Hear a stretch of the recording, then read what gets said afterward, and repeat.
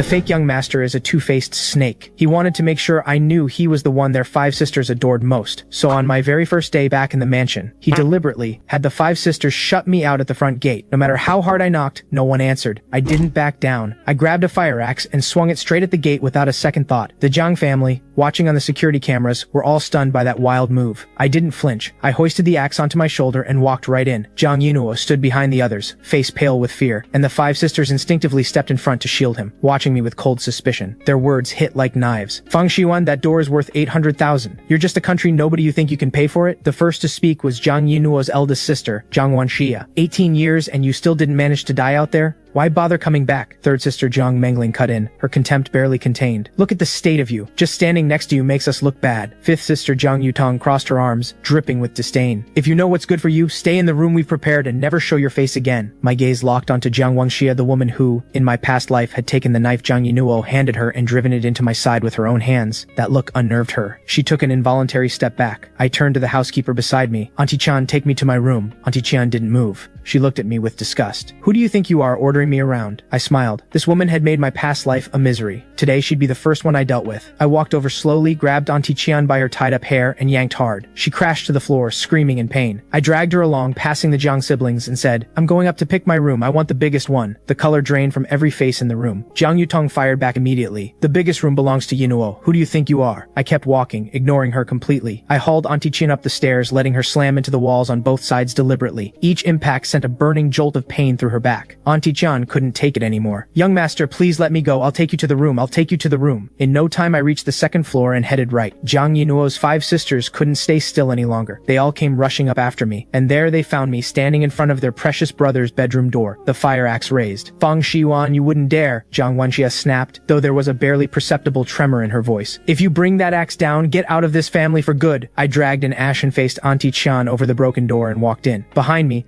Jiang Yunuo's fists clenched, the hatred in his eyes almost impossible to hide. This is my room now. I let go of Auntie Qian and tossed her aside like garbage. Jiang Yunuo drew a deep breath, fighting hard to hold down the rage and panic rising inside him. He reached up and tugged at Jiang Wanxia's sleeve, voice low. Wanxia, let it go. He's been through so much out there. He's the true eldest young master of the Jiang family. All of this is rightfully his. I grew up with you all, but in the end, I'm not Jiang blood. As long as I can stay in this house and be by your side, that's enough for me. If he wants this room, let him have it. His strategic retreat wrapped in honeyed manipulation worked exactly as intended.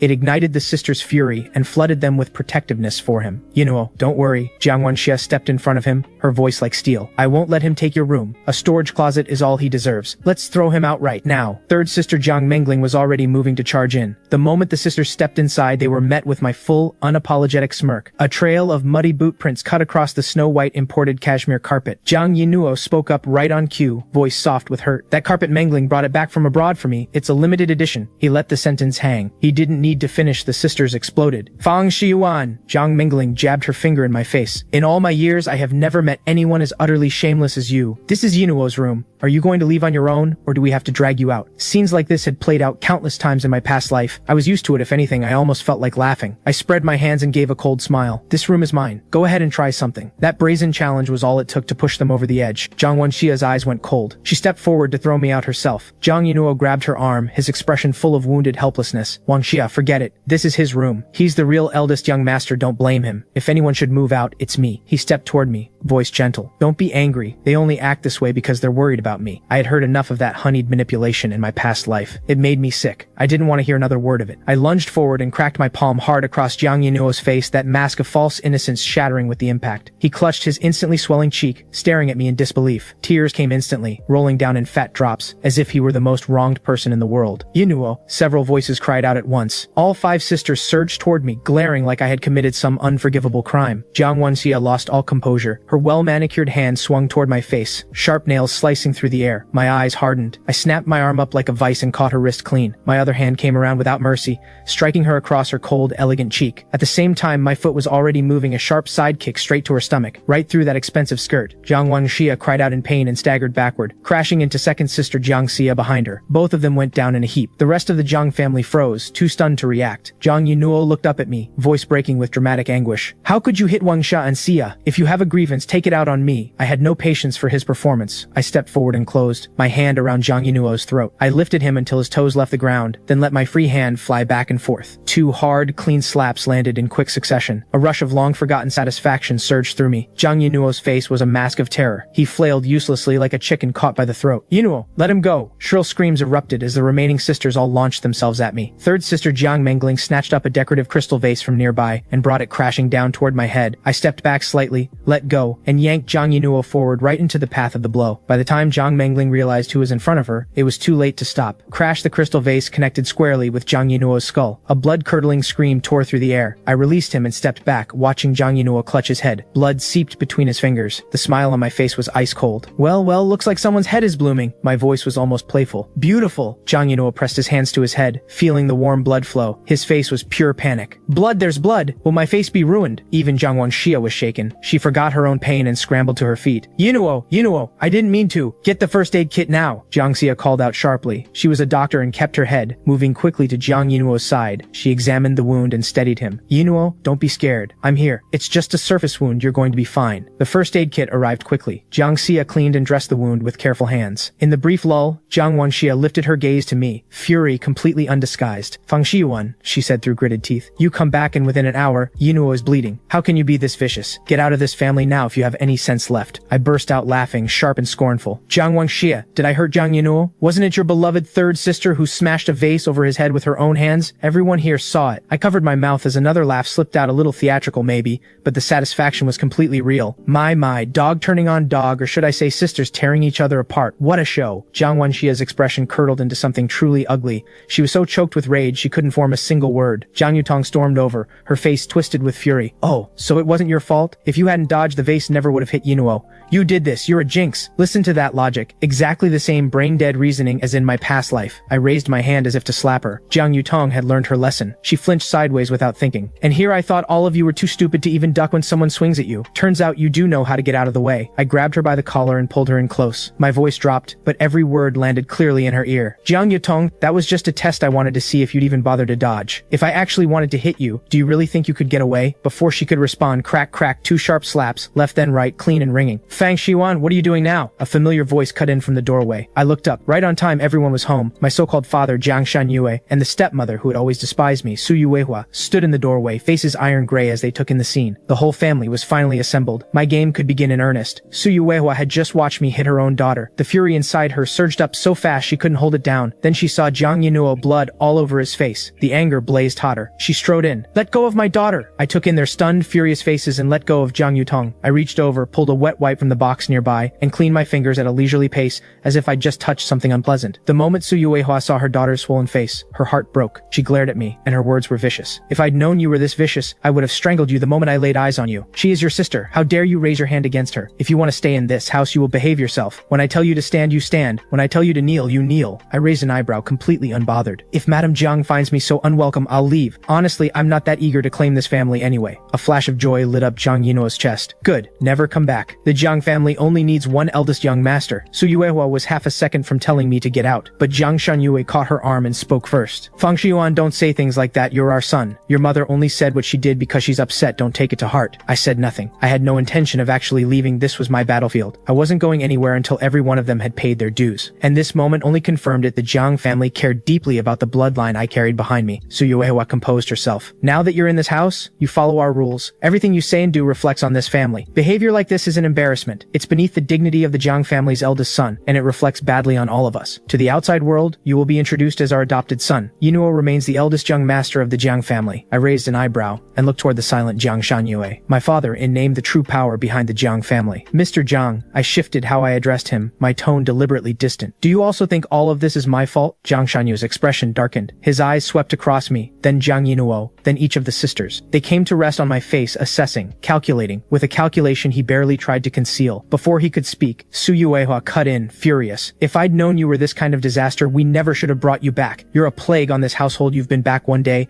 and already turned everything upside down. Enough. Jiang Shanyu finally spoke, cutting off Su Yuehua's tirade. He drew a breath and turned to me, his tone attempting calm but still carrying that unmistakable air of looking down from a height. Fang Shiwan, didn't the butler explain things to you? Yes, you are my biological son, but Yunuo has lived with us for so many years. In our hearts, he is already family. I'm asking you to find a way to coexist. He paused, a warning edging into his tone. Now that you're back in this house, you live by our rules. What you did just now was completely out of line. Apologize to your mother, your sisters, and Yinuo. I let out a short, derisive laugh as if I just heard the funniest thing in the world. Mr. Jiang, I think you've got it backwards. I stepped forward, meeting his gaze head on. From the moment I walked through that door, has your wife, have your daughters, has this imposter who took everything that was mine, has any of them shown me even a shred of respect? Locking me out of my own home, is that your rules? Telling me to sleep in a storage closet, is that your rules? Screaming at me to get out, is that your rules? Smashing a vase over my head, is that what passes for rules in the Jiang family? My voice grew colder with each word and louder. If those are your rules, then I'm sorry I don't accept them. I hurled a wet wipe to the floor and swept my gaze across every person in the room. My eyes landed on Zhang Shangyue and stayed there. Since this family doesn't want me here, I won't claim you. I'll go. I turned to leave. Zhang Yinuo's heart leapt. He couldn't have wanted anything more than for me to walk out that door. Suyuewa was barely holding back the words, then go. Stop. Zhang Shangyue's voice cracked like a whip. His expression shifted through several rapid changes. He didn't care whether I lived or died, but he cared enormously about what I might represent. The Tang family of the capital. That connection was the only stepping stone that could lift the Jiang family to the top tier into the capital's inner circle. He could not let me go. Fang Shiwan, I won't hear that kind of talk again. You are my son, this is your home. His tone left no room for argument. Your mother and sisters only said what they did out of worry for Yinuo. Don't take it personally. I stopped walking. I didn't turn around, but I didn't take another step toward the door either. Of course I wasn't going to actually leave. This was my battlefield. How could I walk away before every one of these so-called family members had paid what they owed me? Zhang Shanyue's hunger for the Tang family connection was my greatest protection. Seeing me stay, Zhang Shanyue allowed himself a quiet breath of relief. He turned to Su Yuewa and the sisters, his voice carrying a clear warning. I'll say this once more. Fang Shiwan is my biological son, your own flesh and blood brother. Anyone who shuts him out again or tells him to leave will not like what comes next. Dad, Jiang Wenxia called out, pressing a hand to her still aching face, unable to accept it. Be quiet. He shot her a sharp look. Look at the state of all of you screaming and hitting each other. What would people think if word got out? He turned to me last, his tone softening slightly. Fang Shiwan, the room is yours, as you said. Yinuo, you'll move to the guest room next door. Dad, Jiang Yinuo stared at Zhang Shanyue, disbelief written across his face, his eyes filled with tears, his whole body swaying. The sisters all erupted. Dad, Yinuo can't sleep in a strange bed. Dad, you can't do this. He's had that room for over 10 years. Zhang Shanyu rubbed his temples with irritation and brought the matter to a close. Enough. This is final. Shiyuan just came back. He needs time to adjust. You sisters need to be more accommodating. Yinuo, act your age. Jiang Yinuo lowered his head, hiding the towering hatred in his eyes. His nails dug deep into his palms. His voice came out choked but obedient. Yes, Dad, I understand. If he wants it, he can have it. I laughed inwardly. My expression gave nothing away. I had done what I came to do, taken the room, set the tone. No need to keep pushing for now. I looked to Zhang Shanyue and moved on to the next item. Mr. Jiang, now that I have the room, shouldn't everything in it also go back to its rightful owner? The worn furniture, the outdated clothes, none of that suits the Jiang family's eldest young master, does it? Think of how it would look. Zhang Shanyu just wanted to keep me in place. He waved a hand. Tomorrow your mother will take you shopping. Replace everything. My son uses nothing but the best. Suyuewa winced. That furniture was imported, top of the line, worth a fortune, and he was replacing it all with a single wave of his hand. But one look at Jiang Shanyu's expression left her with no choice but to swallow her frustration. This round was mine, and it wasn't close. That night, I lay on the soft, large bed that had once been Jiang Yinuo's. I could almost still catch his scent on the sheets. It turned my stomach. Didn't matter. Soon this space would be completely mine, and tomorrow, a new game was waiting for all of them. I slept soundly, no dreams. The next morning I came downstairs feeling sharp and refreshed. The dining room looked like something out of a family portrait. Zhang Shanyue sat at the head of the table, reading the newspaper. Suyuewa was tenderly placing a crystal shrimp dumpling into Jiang Yinuo's bowl. The sisters chatted and laughed around the table. Jiang Yinuo wore a soft, perfectly measured smile, as if yesterday had never happened. The moment I appeared, the laughter cut out. The air went thick. Jiang Yinuo set down his chopsticks and turned on a bright smile in an instant. Good morning! Come eat! He called toward the kitchen. Auntie-chan, add another set of cutlery, he's come down for breakfast. Perfectly considerate as always. Perfectly likable as always. I scanned the table. No seat for me, of course. In my past life, I would have stood there awkwardly, waiting for the servant to add a spot for me, like a beggar who had wandered into someone else's banquet, awkward, humiliated. And then, the moment I went to sit, one of the sisters would quietly pull out the chair, sending me crashing to the floor and turning me into the joke of the table. Instead, I walked straight over. Every eye in the room went wide. I grabbed Jiang Yinuo by the collar and hauled him out of his chair. He had no time to react. A startled cry broke out of him. Fang Shiyuan, what do you think you're doing? Let him go. The sisters erupted, all of them on their feet in an instant. I ignored them and gave Jiang Yinuo a casual shove backward. Not hard enough to knock him down, but enough to send him stumbling several steps. Then I settled calmly into the seat he had just vacated, picked up the chopsticks he had been using, wrinkled my nose, and tossed them aside. When there isn't enough room at the table, the extra person should have the sense to stand.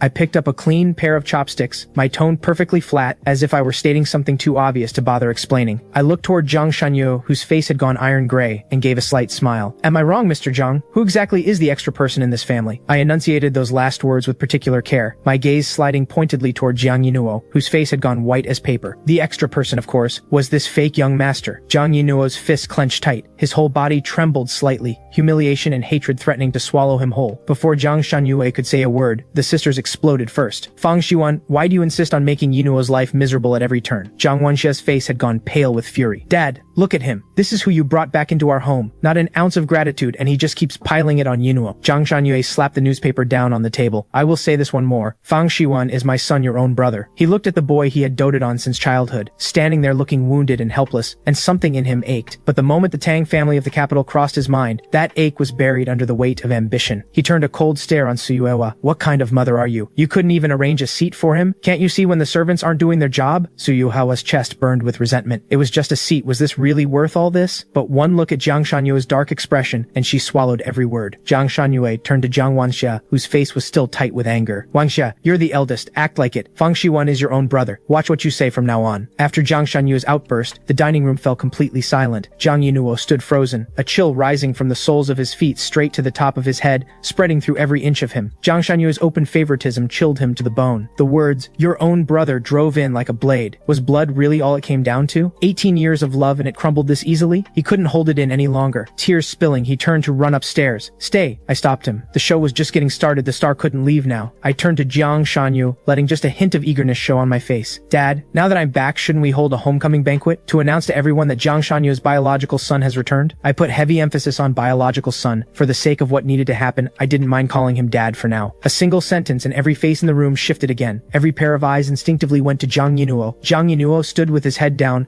lips pressed together. The hatred inside him grew like something toxic and wild, but he couldn't let it out. He had to endure. He fought to hold his expression steady, then slowly lifted his head and produced a pale, fragile smile. Dad, he's right. Now that he's back, of course we should hold a homecoming banquet. It's the only way he'll know how much this family values him. I turned to look at him, my eyes carrying open, unmasked provocation. And while we're at it, we should let everyone know about Jiang Yinuo's status as an adopted son. The challenge in my eyes was too raw. Jiang Yinuo was barely holding himself together. He tugged the corners of his mouth into something resembling a smile. His eyes reddened. You don't seem to like me very much, he said softly. If you're still angry about yesterday, I'm sorry. Smart move. He immediately redirected and refused to take the bait. All he had to do was look wounded enough, and his sisters would charge in on his behalf. Sure enough, Jiang Wanxia was the first to come out swinging. Do you have to be this relentless? Jiang Wanxia glared at me. Can you think about Yinuo's feelings for even 1 second? We don't care about bloodlines. He will always be our brother. I gave her nothing. Why should I care about his feelings? Because of me, he spent 18 years living in luxury he never earned. Shouldn't he be on his knees thanking me? And what about you, Jiang Wenxia? When you act, can you stop making everything about Jiang Yinuo's feelings? Dad said it himself, I'm your real brother. Being insufferable cuts both ways. I glanced at Jiang Shanyue. His expression had darkened. If I can't return to this family as the eldest young master of the Jiang family, then there's no point in claiming this relationship at all. My position was clear. I'm not asking you to send Jiang Yinuo away. That's already my biggest concession. After all, if he was gone, who would I play with? Everyone else looked to Jiang Shanyue. Dad, this will destroy Yinuo. Dad, we could tell people they're both biological, say mom gave birth to twins back then. I stood up, my displeasure barely contained. Biological is biological. Adopted is adopted. You can't blur that line.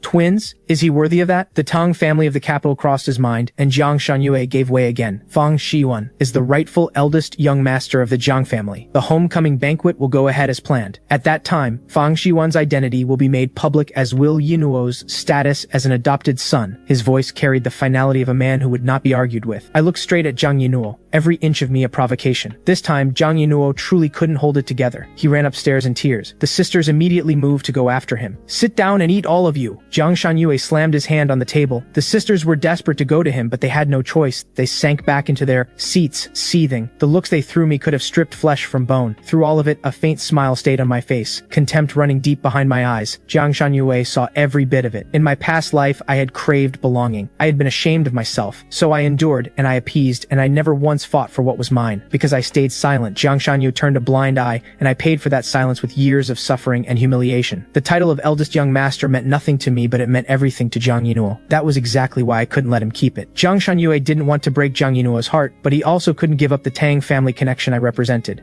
He hesitated for all of a second before agreeing to the homecoming banquet. The mood at the table was suffocating. The sisters had no appetite, they just waited for breakfast to end so they could go comfort their beloved brother. Up on the second floor, around the corner, Jiang Yinuo heard Jiang Shunyue agree to my demand. Hatred flooded into his eyes in an instant. His hands balled into fists. All those promises that had sounded so good. He would never be allowed to climb above me. I would always be the Jiang family's young master. It was supposed to be settled that when he came back, he would be the adopted son. And yet, in less than a day, he had lost his room, lost the title of eldest young master, and now had no home and no family left to call his own. I was in good spirits and helped myself to a little more food. Then I reached out a hand towards Suyuewa, smiling pleasantly. Mom, I need money. I'm going shopping for clothes. Suyuewa's brow tightened. She had always despised me, and right now I was making it worse. But with Jiang Shunyue sitting right there, she had no room to snap. She managed carefully. Fang Xiuan, there are plenty of nice clothes in your room already. I cut her off. You want me to wear the adopted son's hand-me-downs? Am I, the eldest young master of the Jiang family, not entitled to new clothes? I wasn't like I had been in my past life, blindly going along with everything, swallowing every indignity without a word. This life, I refuse to take a single slight. The only person making others miserable is me. Jiang Shanyu watched Suyuehua stalling with visible irritation. Short-sighted woman. I've already told you who he's connected to. If we can get in with the Tang family of the capital, the Jiang family won't just be a name in City A, we'll be players in the capital itself. He cleared his throat and spoke in a tone that was more command than suggestion. Fang Shiyuan is the son of this family, my son. Of course he doesn't wear old clothes. He wasn't with us growing up, we need to make it up to him. After breakfast, take him shopping. Get him everything current season, top brands, shoes, watches, bags, the full set. Don't embarrass us. The Jiang family had money, but Jiang Shanyu was not normally a man who spent it so freely. This was purely for the sake of the Tang connection I carried. You have to spend money to make money. It had come to this, so Suyua had no choice but to agree, and no place to put her resentment. Upstairs, Jiang Yinua watched this unfold and felt something in him crack. Just this morning, she had been talking about taking him out to cheer him up. Now she was going shopping for someone else's clothes. What did that make him? 18 years of love outweighed by a drop of blood. All those years of being there and it was just a joke. The sisters shot me a look full of quiet resentment. Jiang Yinua was going to be devastated when he heard about this. Jiang Shanyue looked over at me when he was done, and the image of enormous piles of money seemed to be waving at him from just behind my head. His expression warmed noticeably. Fang Shiwan, if you need anything, come to me. I've got your back. Buy plenty today. Tomorrow, go with your mother to enroll at Xingchen High School. I've taken care of everything, don't stress about it. It's just going through the motions. The college entrance exam is just a formality, your future is already sorted. Xingchen High School. The name tugged the corner of my mouth up slightly and put a cold gleam in my eye. My memories of that school from my past life ran very deep. We rode in Suyuehua's luxury car,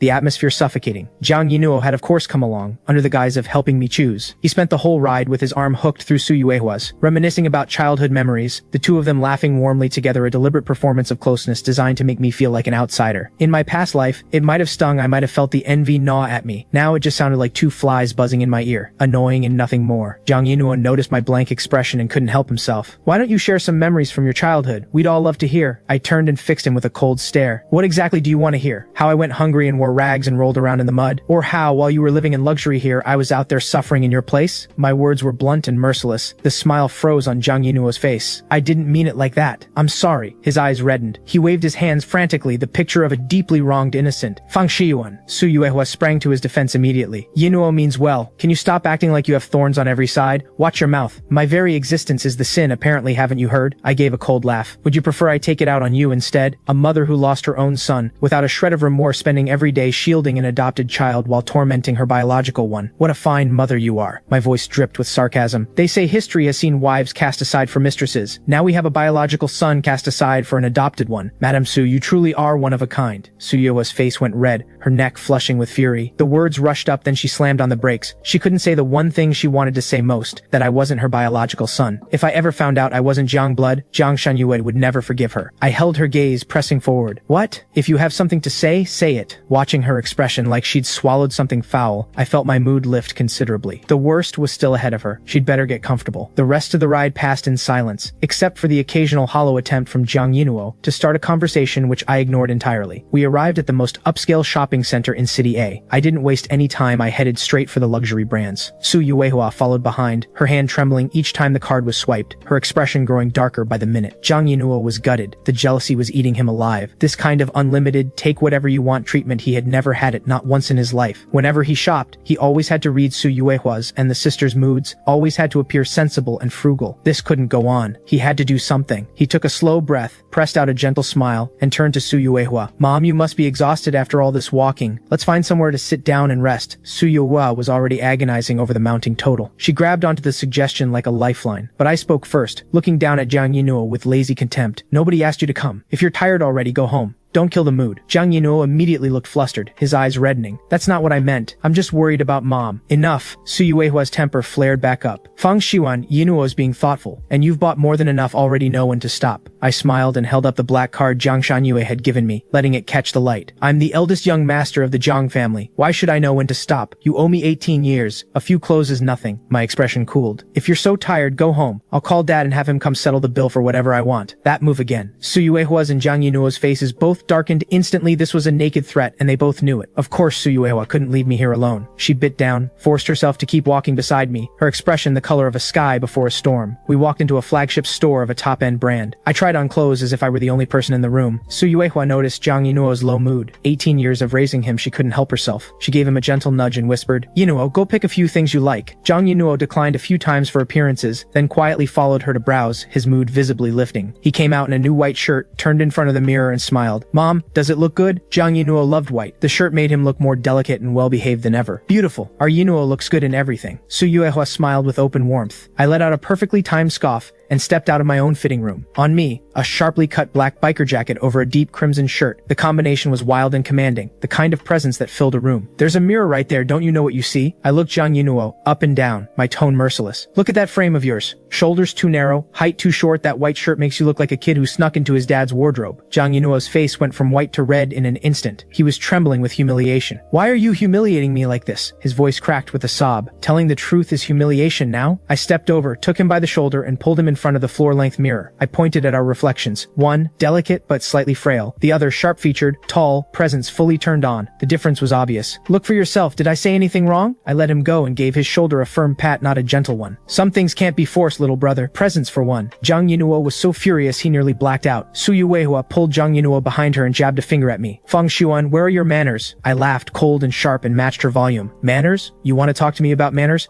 In the past 18 years, did you raise me? Did you teach me anything? Anyone in this world has the right to talk to me about manners. You are the one person who doesn't. Su Yuehua was left speechless again. Yinuo, why are you crying? A slightly sharp female voice cut through the moment. I looked up. 3 stylishly dressed, self-important young women walked in through the entrance. Feng Heir, Bai Qingxi, and Situ Nana. These 3 were Jiang Yinuo's classmates and admirers, all from families with some standing. In my past life, they had helped him humiliate and crush me more times than I could count, of all the people to run into. The 3 of them crossed the floor quickly, pausing briefly to greet Su Yuehua. Then Feng Heir took hold of Jiang Yinuo's hand with concern. Yinuo, who upset you? Was it him? Her gaze landed on me without warmth. Jiang Yinuo shook his head and forced out a smile worse than crying. Heir, nobody hurt me. I just wasn't paying attention. She wasn't buying it. Bai Qingxi had a sharp, aggressive personality. Her mother had climbed her way into a family through an affair, and Bai Qingxi had inherited every trick of that ruthless playbook. She stepped forward and looked at me with open mockery. What kind of world are we living in? An adopted kid bullying the real young master? Absolutely disgraceful. Situ Nana chimed in with passive-aggressive sweetness. Because there are too many shameless people who can't read the room or their place in it. The 3 of them dissolved into laughter, contempt plain in their eyes. Jiang Yinuo was quietly delighted, but he played the part of someone desperate to de-escalate, pushing them toward the exit. Heir, Qingxi, please just go, alright? I'm begging you. His pleading only convinced them further that he was being mistreated. They were furious on his behalf. He wanted a clean exit. I had other plans. I stepped to the doorway and blocked their path. What's the rush? These are my brother's friends. His older brother should get acquainted. My tone was lazy and faintly amused. Feng Heir and the others already had a problem with me. Seeing me block the door only made it worse. Bai Qingxi sneered. A country bumpkin crawling in from nowhere? You think you're worthy of knowing us?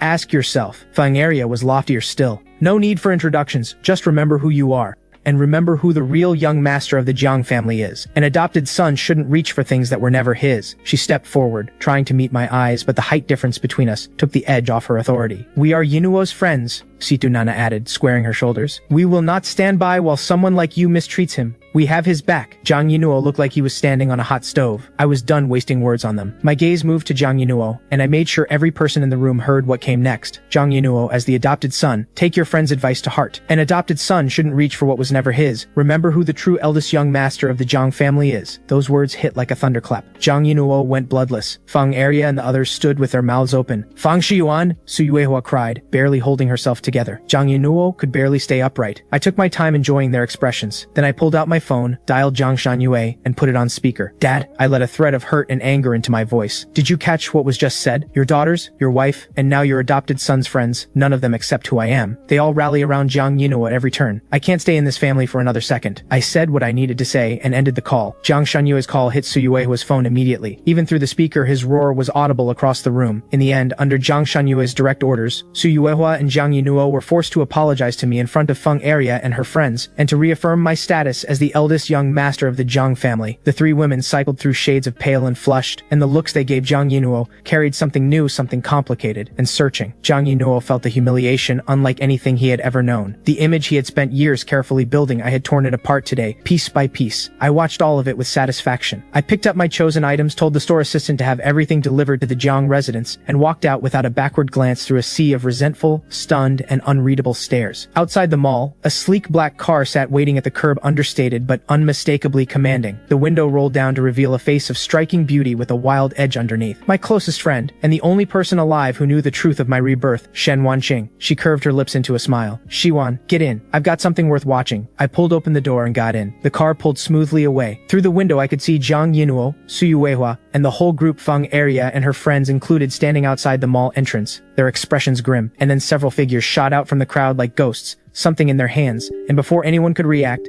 they hurled the contents straight at the group. Shrill, terrified screams tore through the air above the shopping district.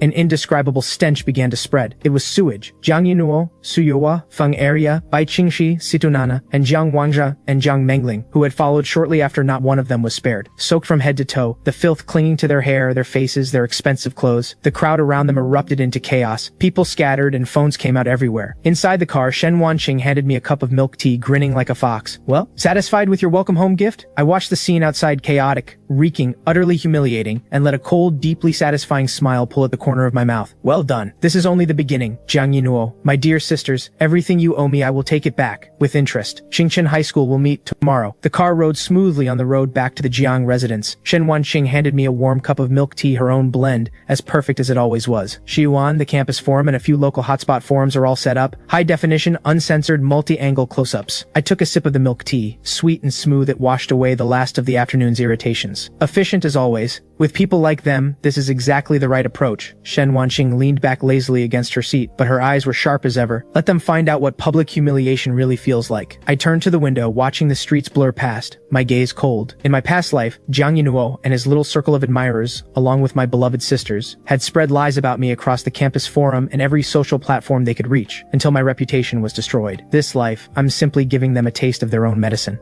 By the time I got back to the Jiang family villa, it was 10 o'clock at night. The moment I stepped inside, I found Jiang Shanyue on the living room sofa, his expression far from pleasant. Suyuehua, Jiang Yunuo, and the sisters were nowhere to be seen, probably locked in their rooms scrubbing furiously. That kind of smell doesn't go away quickly. So you do know how to come home. Jiang Shanyu looked up when he saw me, visibly relieved, though his tone carried a clear reprimand. Why wasn't your phone reachable? And skipping dinner, what kind of behavior is that? I pulled out my phone and tapped the screen. Black. Oh, dead battery. I said it without much interest, then deliberately sniffed the air and frowned. What's that smell? Something's off in here. I glanced around the empty living room, as if something had just clicked. Ah, right, Dad. Did you have dinner with them tonight? Jiang Shanyu blinked. I did. Why? I immediately put on an expression of both deep admiration and mild disgust, giving him a thumbs up. Impressive, Dad. I genuinely respect you.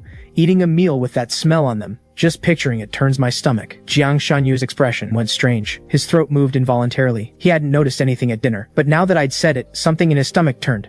What are you talking about? He said, irritated. Talking nonsense? I raised an eyebrow and held up my dead phone. Useless as a device, but it didn't stop me from describing things. Dad, haven't you seen what's all over the internet? High-definition footage, close-up photos, Jiang Yunuo, Suyuehua, my beloved sisters, and Feng Heir's little group, all doused in sewage right outside the shopping center, in the middle of the city. The comments are saying people could smell it through their screens. I clicked my tongue twice and went straight for the throat. Jiang Yunuo always fancied himself some refined gentleman, the campus heartthrob. Well, he's gone from heartthrob to the sewage prince overnight. And Feng Heir and the others, always looking down on everyone. Now they're the laughingstock of the whole city. I'd love to see how they show their faces at school tomorrow. Every word landed like a poisoned blade, driving into Jiang Yunuo and the others who were hiding nearby, listening, and draining the color from Jiang Shanyu's face. This touched the Jiang family's reputation. Enough! Jiang Shanyu's voice dropped into a warning. He rubbed his temples with irritation. I'll handle this. From now on, stop provoking them. I provoke them? I gave a short, scornful laugh. Dad, you've got it backwards. They were the ones everyone snapping at me like mad dogs. I was just out shopping today, minding my own business. Whatever came down on them, they brought it on themselves. What does any of that have to do with me? I had no interest in arguing further. I turned and headed upstairs. At the corner of the second floor landing, I ran straight into Jiang Yinuo. Fresh out of the shower, hair still dripping. His face was pale, his eyes red and swollen. The moment he saw me, his body went rigid. A flash of barely concealed hatred crossed his eyes. "Hey!" he called out in a low voice, hoarse. I covered my nose and took 2 steps back, my face a portrait of disgust. "Stay away from me. How many times have you washed and you still smell like that? Has it soaked into your skin?" Jiang Yinuo's face flushed crimson instantly. His whole body trembled with humiliation. He looked like he was about to grind his teeth to dust. "Fang Xiuan, you've gone too far!" A furious shout came from nearby. My dear eldest sister, Jiang Wangxia. She had clearly just showered too, her expression ugly beyond words. She jabbed a finger at my face. "Was it you? Did you do this? The moment you left, everything went wrong. It must be you, you jinx!" I spread both hands, all innocence. "Jiang Wangxia, you need evidence before you make accusations. Feng Area is the deputy mayor's daughter. An incident this big will have the police involved. Do you have any proof I was behind it? Wait for the official report. Honestly, I think all of you have just spent too long offending people with that sharp tongue of yours. It's called karma." Jiang Wangxia was left speechless, reduced to glaring at me with pure venom. "Enough! All of you, not another word!" Jiang Shanyue's voice rose from downstairs. "Haven't you caused enough? Chaos for one day?" Jiang Wangxia stamped her foot in frustration, grabbed the tearful Jiang Yinuo, and retreated to her room. I watched their backs disappear and smiled coldly. We were barely getting started.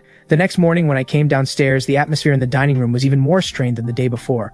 Jiang Shanyue was gone, off to the office early most likely. Su Yuewa, Jiang Yinuo, and the sisters sat around the table, each looking haggard, dark circles heavy under their eyes. None of them had slept well. The moment I appeared, it was as if someone had hit mute on the entire room. Even the sound of cutlery against plates became quieter. Jiang Yinuo instinctively drew his neck in, refusing to meet my eyes. I walked straight to his usual seat and sat down. A servant scurried over with fresh cutlery, visibly nervous. No one said a word. Strength is the only thing that earns respect. I ate at a leisurely pace, letting my gaze drift across Jiang Yinuo's pale, fragile face. "Jiang Yinuo, Jiang Yutong, are you going to school today?" Both of them stiffened at the same moment. "You've seen the campus forum, I assume." I made no effort to hide my gloating. "You're celebrities now. The Sewage Prince and the Sewage Princess. If I were you, I wouldn't have the face to show up anywhere." Jiang Yinuo bit down on his lips so hard it was nearly bleeding. Jiang Yutong snapped her head up and glared, mouth opening. I kept going. "Especially you, Jiang Yinuo. That campus heartthrob title of yours is gone for good. You'll probably need a gas mask every time you step outside so people don't recognize you. You're just too famous now." "Fang Xiuan," Jiang Yutong finally snapped. She slammed her hand on the table and shot to her feet. "Are you done? If it weren't for you, Yinuo never would have ended up like that." I cut her off, my gaze going cold in an instant. "Jiang Yutong, did the sewage damage your brain? Did I tell him to stand there and let people throw things at him? You caused trouble and then blame me. Do all of you think I'm that easy to push around?"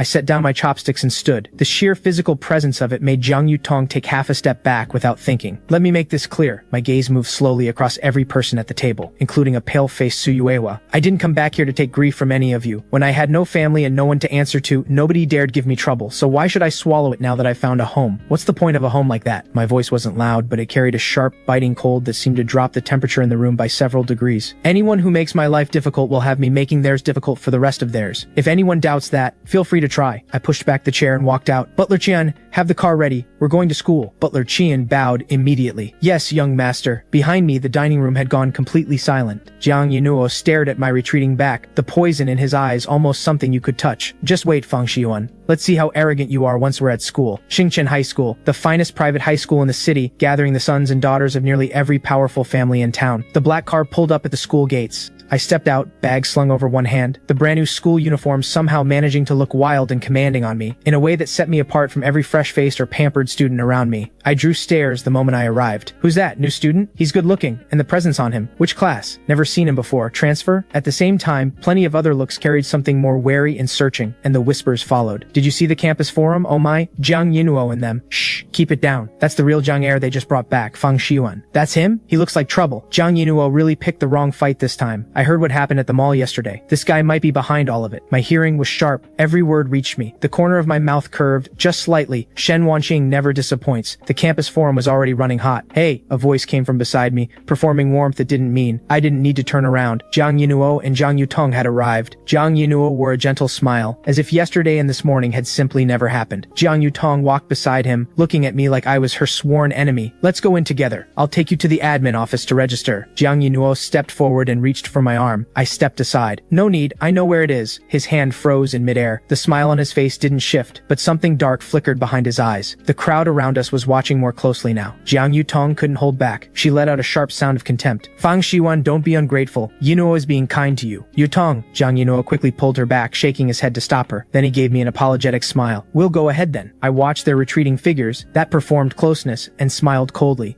"Let's see how long you can keep up the act." Following the directions I'd been given, I made my way to the admin office. The teacher assigned to receive me was a middle-aged woman in gold-rimmed glasses who looked like she'd been born with a sour expression. She pushed her glasses up and looked me over, her gaze carrying the practiced condescension of someone looking down from a great height. She'd clearly heard about me, or Jiang Yinuo had gotten to her first. "So you're Fang Shiwan." Her voice was flat. "Your enrollment file has been transferred. You're in Year 3, Class 1, our top academic class. I expect you to follow the rules and not drag the class down." She put deliberate weight on top class and drag it down. The message was clear enough. Someone like me, coming from the countryside, had no business being there. I said nothing. I just looked at her calm. My gaze seemed to unsettle her. She cleared her throat and held out a timetable. "This is your class schedule. Your homeroom teacher is Teacher He. Office is on the second floor. You may go." I took the timetable and turned to leave. At the door, I stopped and glanced back. "Teacher Zhang, you have something in your teeth." Teacher Zhang froze, her hand flying up to cover her mouth, her face flooding red. I let the corner of my mouth curl and walked out. I had barely reached the base of the main building when someone blocked my path. 3 tall guys in basketball jerseys. The one in front had a buzz cut and a mean look. Captain of the school basketball team and one of Fang area's most devoted lapdogs. His name was Shilei. "Hey, you're Fang Shiwan?" Shilei crossed his arms and planted himself in front of me. The two behind him looked just as unfriendly. I raised an eyebrow. "Something you need?" "Word is you've got quite an attitude. First day back and you're already going after Jiang Yinuo." Shilei stepped closer, trying to use his height as pressure. Unfortunate for him that he was slightly shorter than me. "And what happened to Fang area and the others? I'm warning you. Stay away from Jiang Yinuo and Fang area, or you'll regret it." I smiled. The kind that carries contempt and mockery in equal measure. Make me regret it? I took a step forward until we were nearly nose to nose. My eyes were knives. "You?" Shilei was thrown by my presence. He stepped back half a step before he even realized it, and then the embarrassment turned to fury. "Don't get smug." He hadn't finished the sentence before I moved. The finger he'd been jabbing at me I caught and snapped sharply backward. A crack rang out, the kind that made your teeth ache. Shilei let out a scream like a stuck pig and doubled over in pain. His two companions went pale and started surging forward. I released Shilei's finger while he was still grimacing and hadn't recovered. I drove a kick into his stomach. Thud. Shilei's near 2-meter frame went flying, crashing into the flower bed behind him and curling into a ball, moaning. The other two stopped dead in their tracks, staring at me in horror, no longer moving. I dusted off my hands. There was nothing on them, and looked at the two of them. "Anyone else?" They shook their heads rapidly and said nothing. The students gathered around were stunned silent. The looks they gave me were full of awe and something close to fear. "This guy is brutal. He just laid out Shilei without even blinking." I gave them no more attention and headed straight for the Year 3 building. I'd barely reached the classroom door when I heard the noise from inside, and a familiar voice. Zhang Wanxia. She was the physics teacher for Year 3, Class 1. Some students seem to think that having connections gives them the right to do whatever they please. This is a place of learning, not a stage for showing off. And whatever filth belongs out there on the street, leave it there. Every word was aimed. Her sharp gaze cut straight to me as I stepped through the door. Every eye in the classroom turned to me, curious, surprised, gloating. And one pair, just like Jiang Yinuo's, flickering with a brief flash of satisfaction. I met Jiang Wanxia's cold stare without a trace of nerves.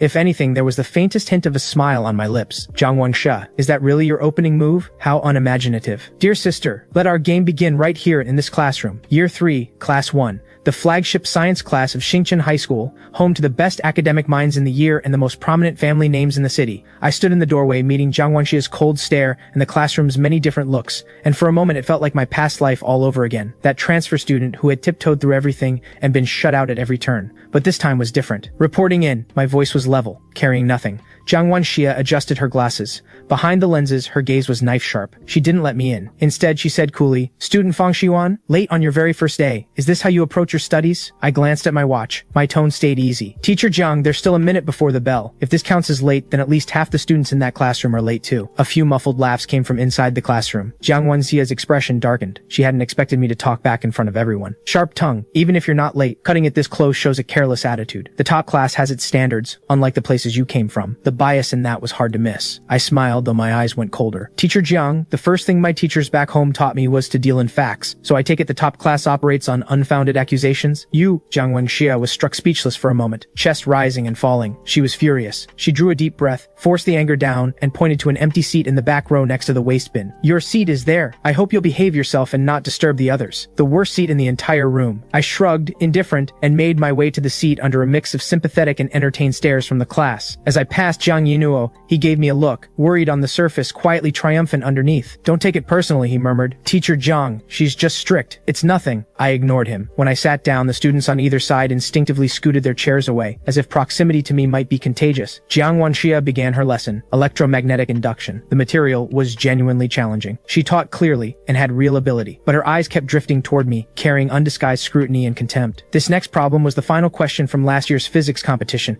It has some difficulty. Any volunteers to try it on the board? She wrote a complex problem on the blackboard. The classroom quieted. It was genuinely difficult, drawing on multiple concepts applied together. Jiang Yinuo's brow furrowed slightly, working through it. He was the class physics representative, consistently at the top. A few of the strong physics students were eager to try, still working through their scratch calculations. Jiang Wanxia's gaze swept the room and came to rest on me. A barely perceptible cold smile tugged at her lips.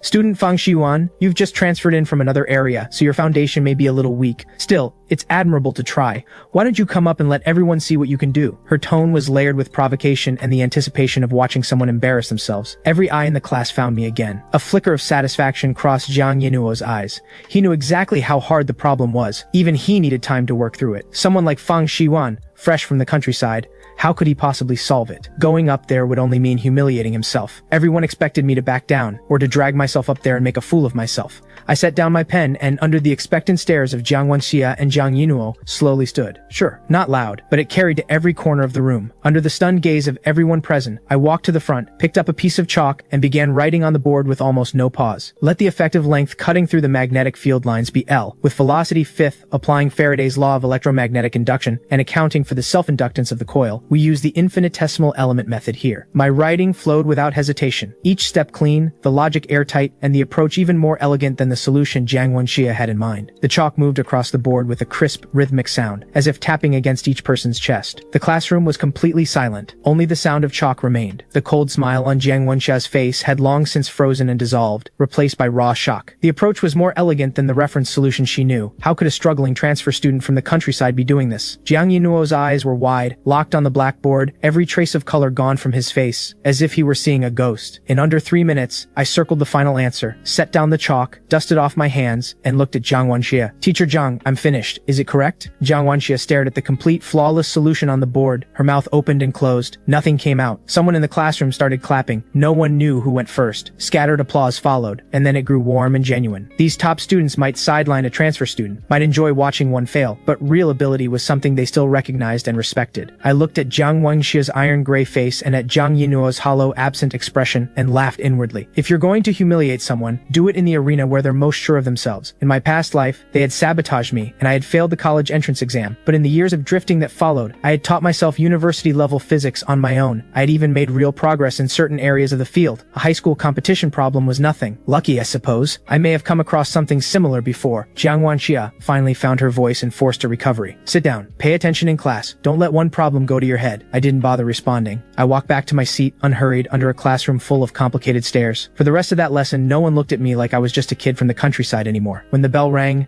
Jiang Wanxia left the classroom with something that looked a lot like fleeing. I had just packed up my things and was heading out for some air, when a figure stepped in front of me, Jiang Yutong, who shared a classroom with Jiang Yinuo right next door. What did you do to Wanxia? Jiang Yutong demanded, furious. She'd clearly already heard. What could I have done to her? I raised an eyebrow. I answered her question, that's all. What? Can't teacher Jiang handle losing? Don't give me that. You must have pulled some dirty trick. Jiang Yutong's voice was shrill. I'm warning you. Stay away from Wanxia and Yinuo, or I'll make you regret it. That line again. My gaze went cold. I stepped forward into her space. Jiang Yutong, have you already forgotten this morning's lesson? Or are you looking for your own turn to be put in your place in public? The physical pressure of my height drained the color from her face. She stepped back instinctively, then tried to recover with volume. You wouldn't dare. Try me. My voice was flat and cold. See whether I dare or not. The coldness in my eyes stopped her. She bit down, threw out a "This isn't over," grabbed the anxious-looking Jiang Yinuo beside her, and walked quickly away. I watched them go, my gaze unreadable. Jiang Yinuo, this is only the beginning. Whatever you care about, I will take apart. Your grades, your reputation, the sister's devotion.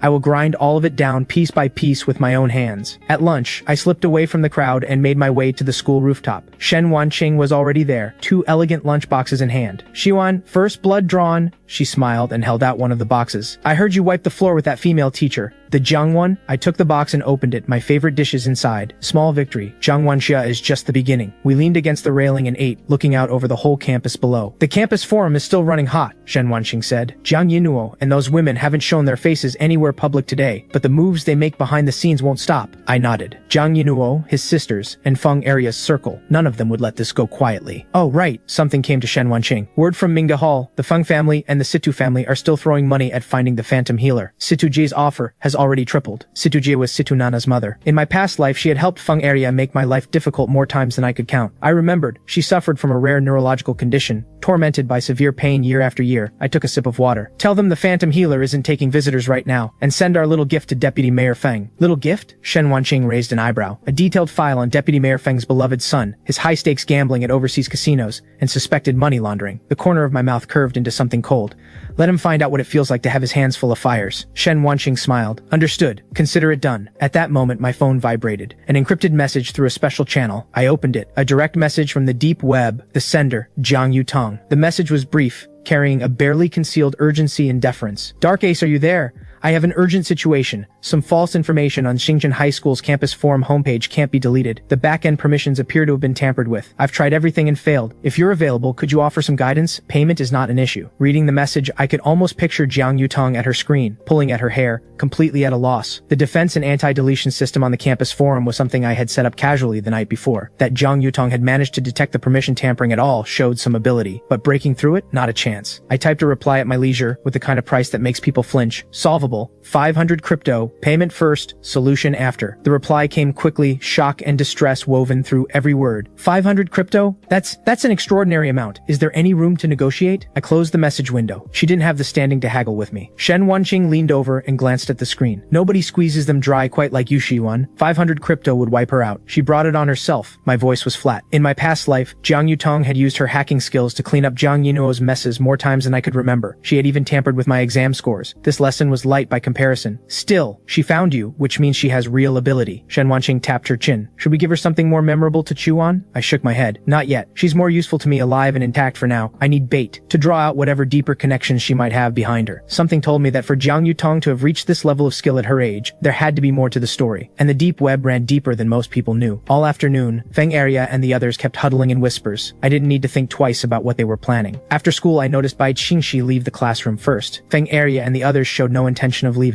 I knew exactly what that meant. I told Shen Wanqing to head to the cafeteria first. She didn't question it. These people were no match for me, and she knew it. Feng Area and her group were visibly excited to see me alone. They had been prepared to handle both of us if needed, but we had split up, which made things simpler for them. Jiang Yinuo was about to step forward and lure me toward the rooftop, when he saw me already heading that way myself. After what I had put them through yesterday, they couldn't wait to tear me apart. The moment I stepped onto the rooftop, I found Bai Qingxi waiting. I spoke first, unhurried. What? Looking to relive yesterday? The mention of yesterday contorted her face with fury, but the thought of what was about to happen to me put her in a better mood. So what if you're the real Jiang Heir? You're worthless. You'll always be something we play with. You'll find out soon enough what happens when you cross us. With that, Feng Area and the others filed in. Besides Jiang Yutong, they had brought 4 male classmates along. Jiang Yinuo shut the rooftop door, his expression vicious. He made it clear. Today, he intended to destroy me completely. Feng Area directed the 4 guys to surround me. Not a flicker of panic crossed my face. I looked at this pack of fools overstepping themselves. Don't waste my time. All of you, come at once. Feeling the provocation, Feng Area's temper ignited. Get him, pin him down. The 4 guys moved first. I showed no mercy. These 4 had spent enough time running with Feng Area and her crowd, causing plenty of their own damage.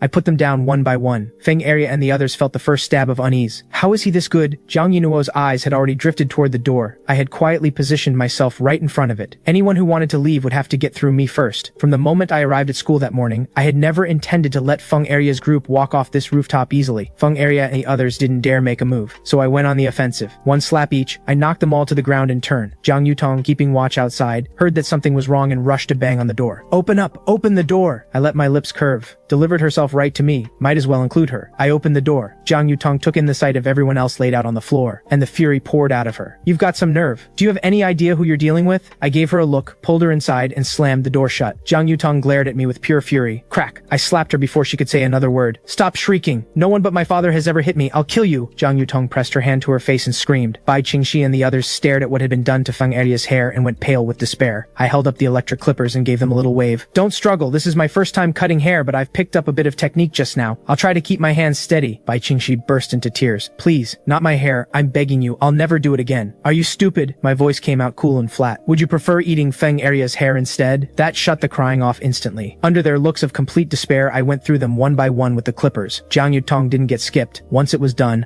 I pulled out my phone and took a thorough set of photos. Then I walked to the sink and washed my hands, talking as I went. Jiang Yinuo, didn't I tell you to stay away from me? 2 days in and you still haven't learned, so now you're pushing your sisters out front. Everything that happened to them today is on you. In my past life, the 4 of them had been perfectly united in making mine a misery. Now I wanted to see whether that unity was still holding. I walked out feeling genuinely good. Revenge really does clear the head. In the cafeteria, Shen Wanqing had already filled a tray with my favorites. I handed her my phone. Take a look. This is what I've been up to. Shen Wanqing took the phone and scrolled through the photos. Impressive work, Fang Xiwan, you truly are ahead of your time. Always setting the trends. I steered the conversation back to the matter of Mingde Hall. We hadn't been talking long before my phone rang. Jiang Shanyue. The moment the call connected, his voice came through like a thunderclap. Neither Shen Wanqing nor I said a word. At that moment, the school intercom crackled to life. Feng Xiwan of Year 3, Class 1, please report to the principal's office immediately. The voice was fast and urgent. Anyone of Feng Aria's group came with family connections that weren't to be taken lightly. Now that something had happened to all of them at once, on school grounds, Shen Wanqing and I acted as though we hadn't heard a thing and continued eating at our unhurried pace. The intercom came on again. Fang Xiwan of Year 3, Class 1, report to the principal's office immediately. Faster this time. More urgent. We finished eating before we bothered moving, strolling over at our own pace. My phone hadn't stopped buzzing in my pocket. Inside the principal's office, the parents of Feng Aria, Situ Nana, Bai Qingxi, and the others had all arrived. Jiang Shanyue was there too, surrounded by an angry wall of parents. Principal Lin wiped the cold sweat from his forehead, visibly panicked. Feng Aria's father, Feng Guang, slammed his hand on the desk. Principal Lin, what kind of school are you running? We've been waiting for you to bring one student in and it takes this long. Do you have any idea how valuable our time is? Principal Lin managed an apologetic smile. A teacher has been sent to find him. He should be here shortly. The door to the principal's office flew open with a kick. Feng Guang was standing closest and had no time to get out of the way. The door hit him squarely. Jiang Shanyue and Principal Lin rushed over to help Feng Guang up. I walked in with complete ease and sat down directly in the principal's chair. The moment they saw me, Feng Aria and the others surged forward with renewed boldness, their parents at their backs, each one suddenly much braver. I grabbed the teacup from the desk and slammed it to the floor. Feng Aria and the others caught my smile, that quiet, unsettling one, and the memory of the fear from earlier hit them. They all turned to their parents and started talking at once. Dad, he's the one who hurt me. Mom, he hit me. He cut my hair. You can't let him get away with this. Feng Aria's voice was vicious. Bai Qingxi followed with tearful accusations. Dad, the Jiang family doesn't respect us at all. He cut my hair. He slapped the Situ family in the face. Situ Nana refused to be left out. Jiang Yinuo and Jiang Yutong were both desperate to pile on, but seeing their father's iron expression, both of them thought better of it, and simply hoped that this incident would be enough to drive me out of the Jiang family once and for all. Bai Qingxi's mother, Bai Lili, spoke up with barely contained fury. Jiang Shanyue, the Jiang family owes the Bai family an explanation for this. My daughter was beaten like this. She looked like she wanted to tear me apart. In all her years of climbing to where she was, no one had ever dared hit her in the face this way. If she weren't worried about appearances, she would have. Jiang Shanyue, we want a satisfactory answer. Jiang Shanyue looked at me with barely suppressed fury, silently asking what sins he must have committed to be paying this much before he'd gotten a single benefit from me. You will kneel and apologize to your classmates right now. I gave a short, dismissive laugh and leaned back. Apologize? Are you joking? Even Shen Wanqing beside me let out a laugh. My gaze moved across the room. Jiang Shanyue, before you ask me to apologize, shouldn't you ask me why I went after them in the first place? I paused. Actually, don't bother. Apparently no reason justifies what happened to these poor classmates. Bai Lili was first to speak, her chest heaving. Do you have any idea how important someone's hair is? At your age and this vicious already, why didn't you go to a teacher? To the principal? I smiled at her. The principal is in your pocket. And if going to teachers did any good, the classmates they bullied before wouldn't have had to transfer out. Situ J turned her eyes on Jiang Shanyue and pressed forward. An apology means nothing. What your child did is a direct insult to the Situ family. In truth, this was nothing more than a minor incident. These families were simply using it as a lever to extract something from the Jiangs. Jiang Shanyue had wanted me to apologize, to smooth things over between the families, but I wouldn't, so he had no choice but to swallow his anger and turn to Jiang Yutong to ask what had actually happened. Jiang Yikong and Jiang Yinuo both looked deeply uncomfortable, hesitating and stalling. I had no interest in wasting time. They cornered me on the rooftop and planned to teach me a lesson. In my great kindness, returning good for evil, I helped them with their hair. Liar! You attacked us the moment you saw us. Bai Qingxi held firm on her version. You hit me the moment you walked in. Then Feng Aria and Situ Nana arrived, and you hit them too. You didn't even spare your own brother. And then you dragged your own sister in and beat her too, and cut all our hair. How can someone be this cruel? Bai Qingxi sobbed through every word. Bai Lili pulled Bai Qingxi into her arms. Look at Feng Shiyuan. Not a scratch on him. Open your eyes. It's not just my daughter, it's Feng Aria too. They're all injured. Jiang Shanyu pressed his fingers to his temples. Kids get into scrapes. That's normal. Let's not let this damage the relationship relationship between our families. He glanced at me. Feng Shiyuan, apologize to them. I stood and met Jiang Shanyue's gaze. Apologize? Not going to happen. If that's what you want from me, you'd be better off cutting ties. Jiang Shanyue felt a stab of genuine pain in his chest. He breathed slowly, steadying himself. The Tang family of the capital stood behind this boy. He could not afford to lose his temper. Feng Shiyuan, can you please just apologize? Why should I? It wasn't my fault. I turned to leave. Bai Lily stepped in front of me. Did I say you could leave? Nothing has been resolved. Who gave you permission to go? Even Principal Lin moved to block the way. Shen Wanqing stepped forward and, with one solid kick, sent Principal Lin sliding into the doorframe. I caught Bai Lily's pointing finger in my grip. Didn't your mother ever teach you it's rude to point? I said, applying pressure. Ow! Ow! Let go of me. I hadn't originally intended to get more involved. Jiang Shanyue could handle a cleanup, but Bai Lily had put herself right in front of me, and I changed my mind. Isn't it clear enough? You all know exactly what your daughters have been doing in this school. I'm not the first student they've gone after. Do you think if any of this came out, the Bai family's business would come out of it clean? I turned to look at Feng Guang and Situ Ji. Deputy Mayor Feng, feeling confident about that seat of yours? My tone was ice cold. I decided I wanted a real fight now. I settled back into the chair and raised a hand. Shen Wanqing produced a phone. On it, years of documented evidence of Feng area and her group bullying other students. One glance was enough to drain the warmth from Feng Guang and the others. He couldn't understand it. He had handled all of this himself. How was it possible that anyone still had access to it? Bai Lili and the others exchanged a look. Every face reflected the same thing, shock and a sudden pallor. I could have held this back. It still had uses down the line. Deputy Mayor Feng, no need to panic. All I want today is an apology. At those words, Feng Guang immediately pulled his child forward. Feng area and the others had been indulged their whole lives. The idea of apologizing to someone they had bullied was outrageous to each of them. In the end, Feng Guang physically pressed Feng area's head down into a bow. The other parents followed. I felt genuinely satisfied watching Feng area and the others' humiliation, but it wasn't enough. I wanted them on their knees. A verbal apology was meaningless. In my past life, when they had helped Jiang Yinuo torment me, they had forced me to my knees and made me bow my head more times than I could count. I wanted every one of them to know what that felt like. Just picturing their faces, desperate, humiliated, filled me with deep satisfaction. The words landed like a grenade in the room. Not just Feng area's group,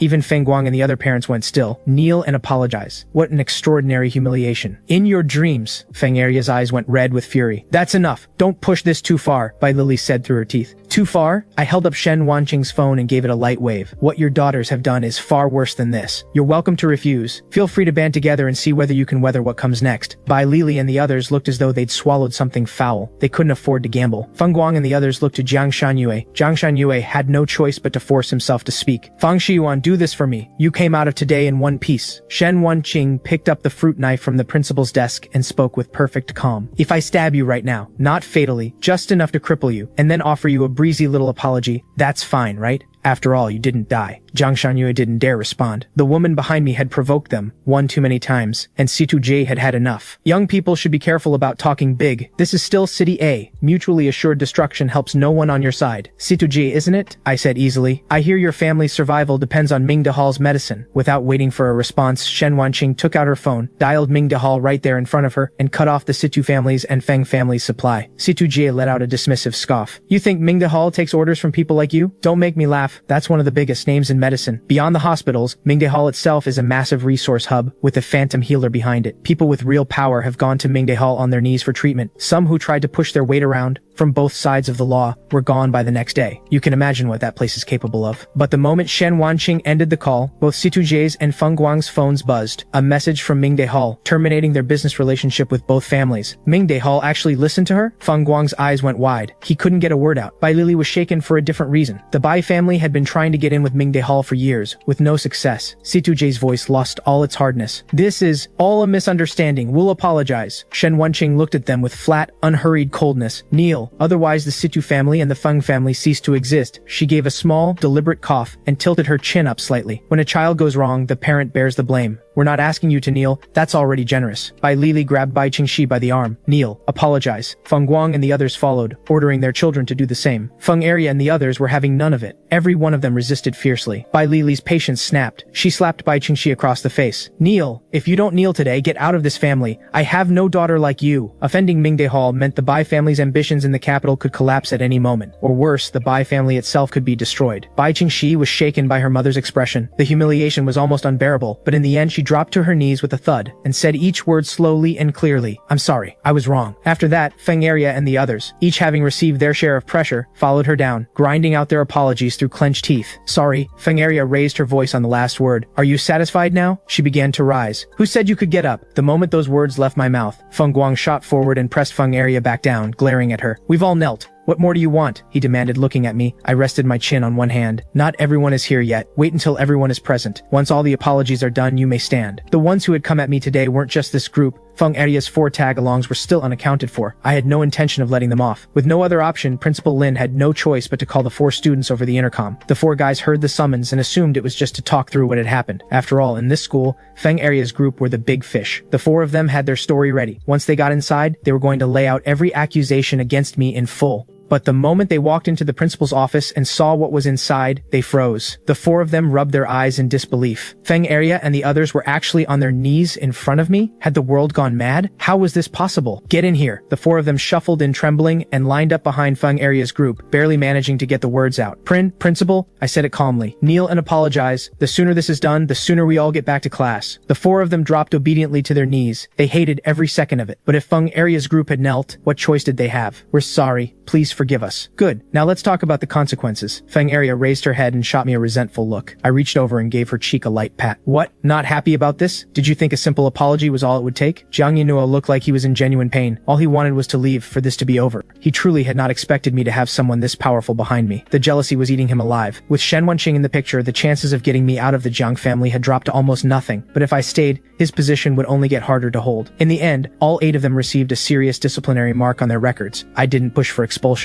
The torment wasn't over yet. Principal Lin let out a long breath. What a close call. At least he hadn't been dragged down with them. Then my gaze landed on him. Feng Eria's group had spent years bullying students at this school. Those students had come to this office, and time after time he had covered for the bullies. A person like that had no business being a principal. So, do you leave on your own, or do we show you out? Principal Lin went rigid. He looked toward Feng Guang, hoping for some kind of intervention on his behalf. Feng Guang was never going to offend us for his sake. He straightened up with an air of moral authority and spoke. I agree. It's time for a change. I'll be joining with the other parents to report this principal's misconduct. Covering for wrongdoers is unforgivable. With that, Shen Wenqing and I walked out of the principal's office. Back in the classroom, I logged onto the campus forum and posted Feng Eria and the others' new looks. They were well known enough around school, but I thoughtfully included their names and class numbers anyway. The campus forum had been buzzing for days already. The moment the post went up, students swarmed to it. When they saw Feng Eria and the others' new hairstyles, a great many students were quietly delighted. These people had lorded it over everyone for years, and finally someone had put them in their place. The comments underneath were unanimous. Karma was real. After kneeling and apologizing, Feng Eria and the others went home to another round of severe scolding. Feng Eria and Situ Nana had cost Situ Ji her access to Mingde Hall's medicine. They were nearly punished within an inch of their lives. The Feng family and the Situ family had reached their current standing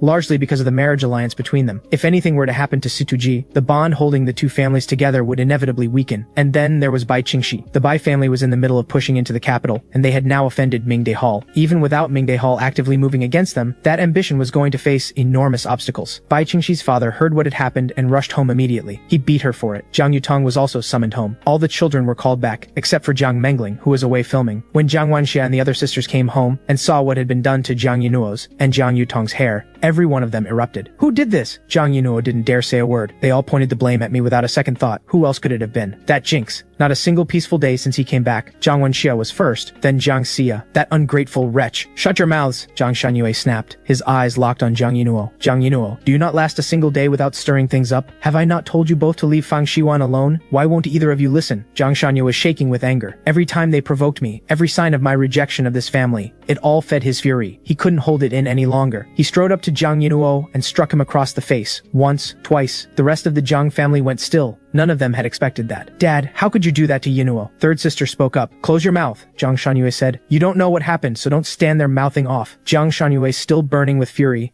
went through what had happened at midday and issued another warning to all of them. Jiang Yunuo, he is your older brother. Know your place. I am warning all of you in the strongest terms, be civil to him. If any of you go after him again and make an enemy of him, don't expect me to go easy on you. Jiang Yunuo had never found time so hard to endure. Fang Xiwan seemed to have some connection to Mingde Hall. Jiang Shanyue then laid out the full story for the family. Jiang Xia was a doctor. The moment Mingde Hall was mentioned, her eyes lit up. Every doctor's ultimate dream was to work in one of Mingde Hall's elite hospitals, and to one day meet the Phantom Healer. Her throat tightened. Dad, don't worry, we'll treat him properly. We won't let him feel unwelcome again. She wanted a way into Mingde Hall, and she was hoping I could open that door. It would take her career somewhere she had never imagined possible. Jiang Yunuo stared at his fourth sister, unable to believe what he was hearing. They had all promised he would always be their only brother. They would never accept Fang Shiwan. How many days had it even been? Jiang Yinuo felt a cold panic spreading through him. The thing he had feared most was happening. I was going to take everything he valued, piece by piece. Jiang Wanxia noticed Jiang Yinuo's expression and gave a small, deliberate cough. Only then did fourth sister Jiang Xia seem to remember Jiang Yinuo was in the room. She showed no guilt whatsoever. Instead, she turned to address what had happened. Yinuo, how could the two of you do something like this? Bullying classmates, if any of this gets out, the Jiang family's name will suffer. Did you even stop to think about that? But she had grown up alongside him, and that affection showed. Her tone softened toward the end. Dad is right, we're all family. Yinuo, Shiwan is home now. Having an older brother is a good thing.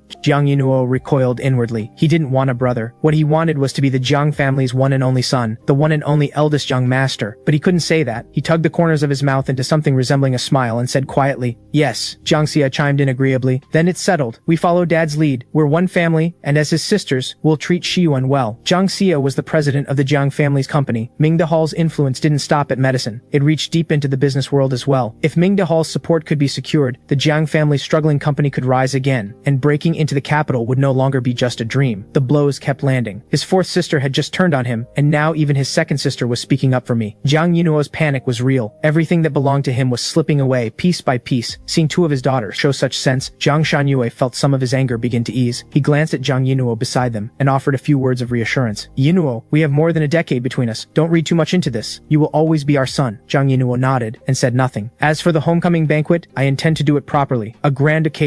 I want all of City A to know that Fang Shiwan is my son. After all, the relationship between Fang Shiwan and the Jiang family was strained right now. A grand banquet would help repair that. Yinuo, your status will be made public at the same time. Don't worry. The bond we've built over all these years doesn't disappear just because there's no blood tie. You are still our son." The more Jiang Shanyu said, the colder Jiang Yinuo felt inside. A grand banquet for Fang Shiwan. Couldn't they see how much that would hurt him? None of them cared about what he was feeling. The realization settled over him like ice. This time, no one pushed back against Jiang Shanyu's words. Nobody was going to say no to the wealth and influence that Ming Dehal could bring. Once Jiang Shanyu left, Jiang Yinuo deliberately knocked the wig from his head, hoping the sisters would see and rise up on his behalf. Jiang Wanxia and the others stared in shock. "Yinuo, what happened to your hair?" Jiang Yinuo's eyes reddened slightly. He waved it off quickly. "It's nothing. It has nothing to do with my brother. It's my own fault." Jiang Wanxia heard that and was about to explode when second sister Jiang Xia cut in ahead of her. "In that case, Yinuo, why don't you head back to your room?" Jiang Yinuo didn't want to go, but he had no choice. He turned slowly, deliberately, making sure they could see the tears on his face. Jiang Yutong and Jiang Wanxia were aching to go after him. Jiang Xia stopped them. Some things couldn't be avoided. If they wanted a real relationship with me, they couldn't afford to keep putting Jiang Yinuo first. Jiang Wanxia stared at the closed door, her voice strained. "Xia, Mengling, didn't we agree we'd work together to talk Dad out of the homecoming banquet? Didn't we agree Yinuo would always be our brother? And just now, you all saw what's happened to Yinuo's hair. Fang Shiwan did that, and none of you are going to do anything? Wanxia, do you have any idea what Ming Dehal represents?" Jiang Xia pushed up her glasses, her eyes bright. "The Jiang company has been declining year after year. If we can get a connection to Ming Dehal, we won't just become the leading family in City A overnight. Breaking into the capital becomes a real possibility." Jiang Xia's dream was to take the company into the capital before her time was up. Yinuo mattered, but not more than that dream. Besides, the Jiang family had treated Jiang Yinuo more than generously, given him a life of luxury and comfort. "But the bond we've built over all these years, Jiang Mengling cut her off. "Wanxia, if the Jiang company collapses, everything you have right now vanishes with it. Without the company, how are you going to pay for those designer bags you love so much? Are you going to trade your years of memories for them?" Jiang Wanxia fell silent. So did Jiang Yutong. The comfortable lives they were living came from the company. Yinuo mattered, but the company mattered more. Because of what Jiang Xia had said, none of them went upstairs to comfort him. Jiang Yinuo heard every word from the corner of the second floor. What remained of the warmth inside him went completely cold. He had thought at least one of them would come up. He had been ready, waiting for the moment so he could put on a convincing performance, telling them how I had cut his hair, how I had humiliated him. That evening I came straight home after school. I walked into the living room to find something unusual. Everyone was there, except Jiang Mengling, who was away filming. Su Yuehua came toward me with practiced warmth the moment she saw me, her face full of smiles. "Shiwan, you're back. First day at school? Are you settling in? Are you tired?" I didn't answer. I walked past her without stopping. Jiang Xia and the others all greeted me warmly, as if the past 2 days had never happened. "Come sit over here." Even Jiang Yinuo called out to me with apparent enthusiasm. He had come to terms with it. If nothing could be changed, he would accept it for now. If he kept pushing against me, he would only find himself drifting further from the people in this house. Jiang Shanyu watched all of this with visible satisfaction. This was how a family should be. Jiang Yinuo was wearing a wig,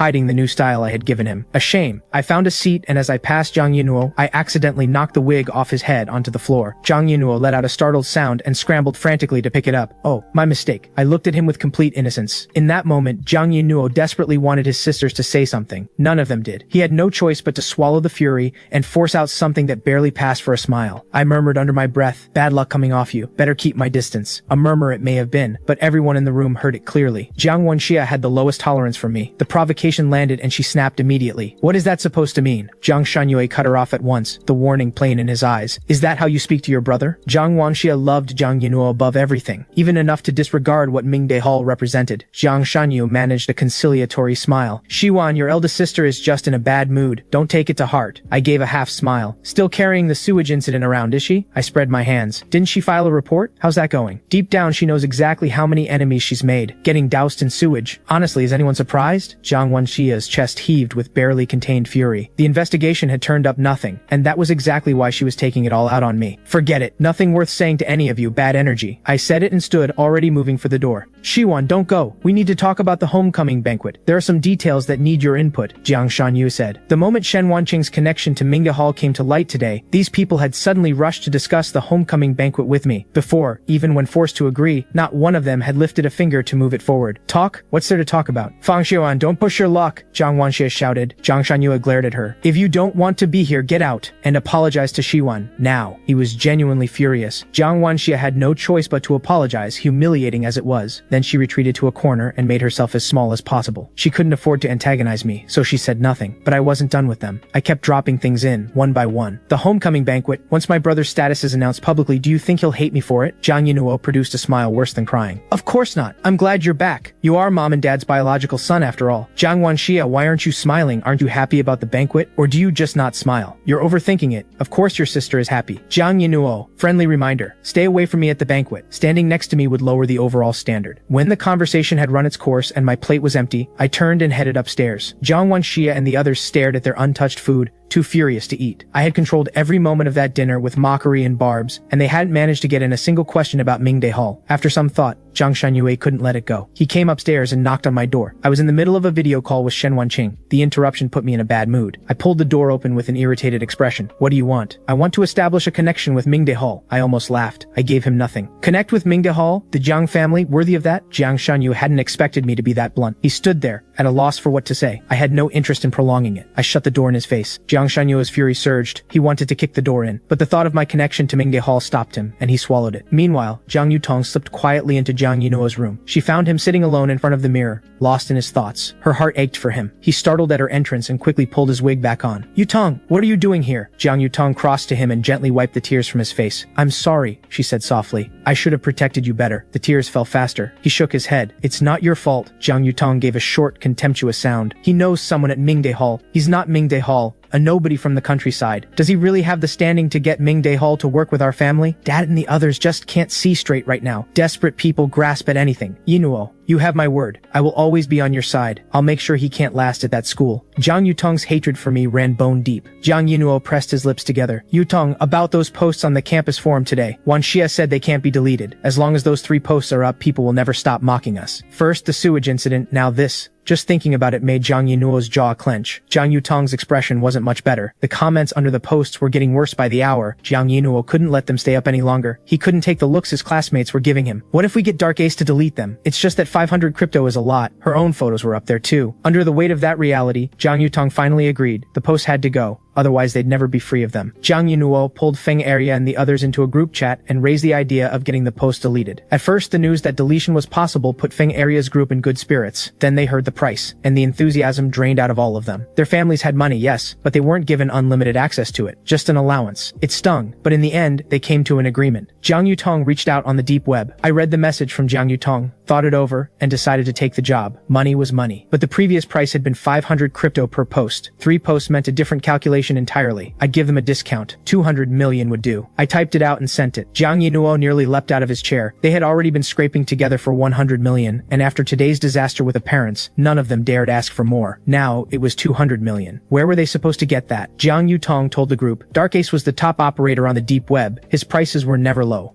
Looking at his past jobs, this amount was on the smaller end. She had also spent the past 2 days reaching out to others on the deep web, and found no one who could do it. The system I had set up wasn't particularly complex. The reason everyone she contacted had failed was simple. Jiang Yutong's standing in the deep web was weak. Everyone she could reach was at the same level as her. The truly capable ones were entirely out of her network. The only reason she had Dark Ace's contact at all was because I had deliberately planted it when I was working close to Jiang Yinuo's circle. They couldn't believe it. 1 day had passed and the price had doubled. They pushed Jiang Yutong to go back and negotiate. Jiang Yutong refused. The deep web wasn't a market stall. You didn't haggle there. In the end, Jiang Yinuo deployed his tears, and Jiang Yutong caved under the pressure. She sent the message to Dark Ace, deeply unhappy about it. I saw the negotiation message and nearly laughed out loud. I thought about it and sent back 300 million. Jiang Yinuo stared at the reply and went completely blank. Who negotiates like that and ends up with a higher number? Jiang Yutong's face burned. Those extra hundreds of millions felt like her idol mocking her personally. Jiang Yinuo and the others still didn't want to accept it, but none of them dared send another negotiation message. In the end, with no other option, they agreed to the 300 million price and had the posts deleted. They had scraped together everything they could and still fallen short. Eventually, they had to tell their families. In the end, every family contributed. After all, those posts were an embarrassment to them too. You couldn't leave that kind of stain sitting on the internet forever. Less than a minute after Jiang Yutong sent the payment, all 3 posts on the campus forum were gone. Jiang Yutong was awed by the speed. Her admiration for her idol surged, while simultaneously feeling like her heart was bleeding at the cost. One morning I came downstairs to find the whole family already assembled at the table. Not a single pair of chopsticks lifted, all of them waiting for me. Every one of them greeted me warmly, fussing and attentive, performing the picture of a real and loving family. I found it almost funny. The Tang family and Mingde Hall together, what power. The people who had looked down on me in my past life, who had insulted and tormented me without a second thought, were now wagging their tails in front of me like dogs, but their good faces meant nothing to me. The family warmth I had once craved and never found, I didn't want it anymore, especially not from these people. At breakfast, I kept at it, finding fault at every turn. Whatever Jiang Yinuo reached for, I took first. The moment he so much as glanced at me twice, I got in ahead of him. Why do you always go for the same things I want? You two are probably just incompatible, someone offered. When I saw Jiang Wanxia speak up for Jiang Yinuo, I turned to her directly. Wanxia, is there something going on between you and Jiang Yinuo that we don't know about? Why else would you be this devoted to an adopted son? After I finished with Jiang Wanxia, Jiang Yinuo leaned toward her and murmured, that's just how he is. A boy from the countryside, completely without manners. He didn't realize I heard every word. I spoke, my tone flat and cool. Of course I have no manners. Haven't you all been saying I'm just a country boy? Jiang Yinuo, seems like you've forgotten. The people who were supposed to be raising me were busy raising you. As I said it, I stood, grabbed the edge of the table with both hands and flipped it. I turned and walked out, fuming. Behind me, the Jiang family's screams rose up, a rather pleasing sound. Su Yuehua stared at the wreckage on the floor, still shaking, and let her temper loose. This is the person you insisted on keeping? Look at this. The household has been in chaos since the day he came back. Jiang Shanyu looked at her coldly. If you can't say something useful, keep your mouth shut. A sharp crack. He slapped her. Have you forgotten everything I said yesterday? The reason he's this hostile toward us is because when he first came home, you, his mother, failed to protect him and welcome him properly. Of course he carries resentment now. Is that really so hard to understand? Su Yuehua pressed a hand to her face. Whatever she wanted to say, she swallowed it. He turned to Jiang Wanxia. What kind of eldest sister are you? You know Fang Shiwan is connected to Mingde Hall and you still carry on like that? Jiang Wanxia looked at the mess on the floor and felt her own frustration about to boil over. Jiang Yinuo spoke up quietly. Dad, I didn't mean to. I didn't think you'd get this upset over something like that. You what? Jiang Shanyu cut him off. Jiang Yinuo, do you not understand your own position in this house? Fang Shiwan not liking you. That's understandable. So why do you keep provoking him? Can you not just stay quiet? Jiang Shanyu was genuinely furious. Then he saw Jiang Yinuo's ashen face and thought of the arrangement with the Bai family. His tone lost some of its edge. I'm sorry. That was too harsh. Yinuo, I need you to understand. I'm doing my best to balance things between the two of you. We've raised you all these years. Of course we don't want you to suffer. Jiang Yinuo nodded obediently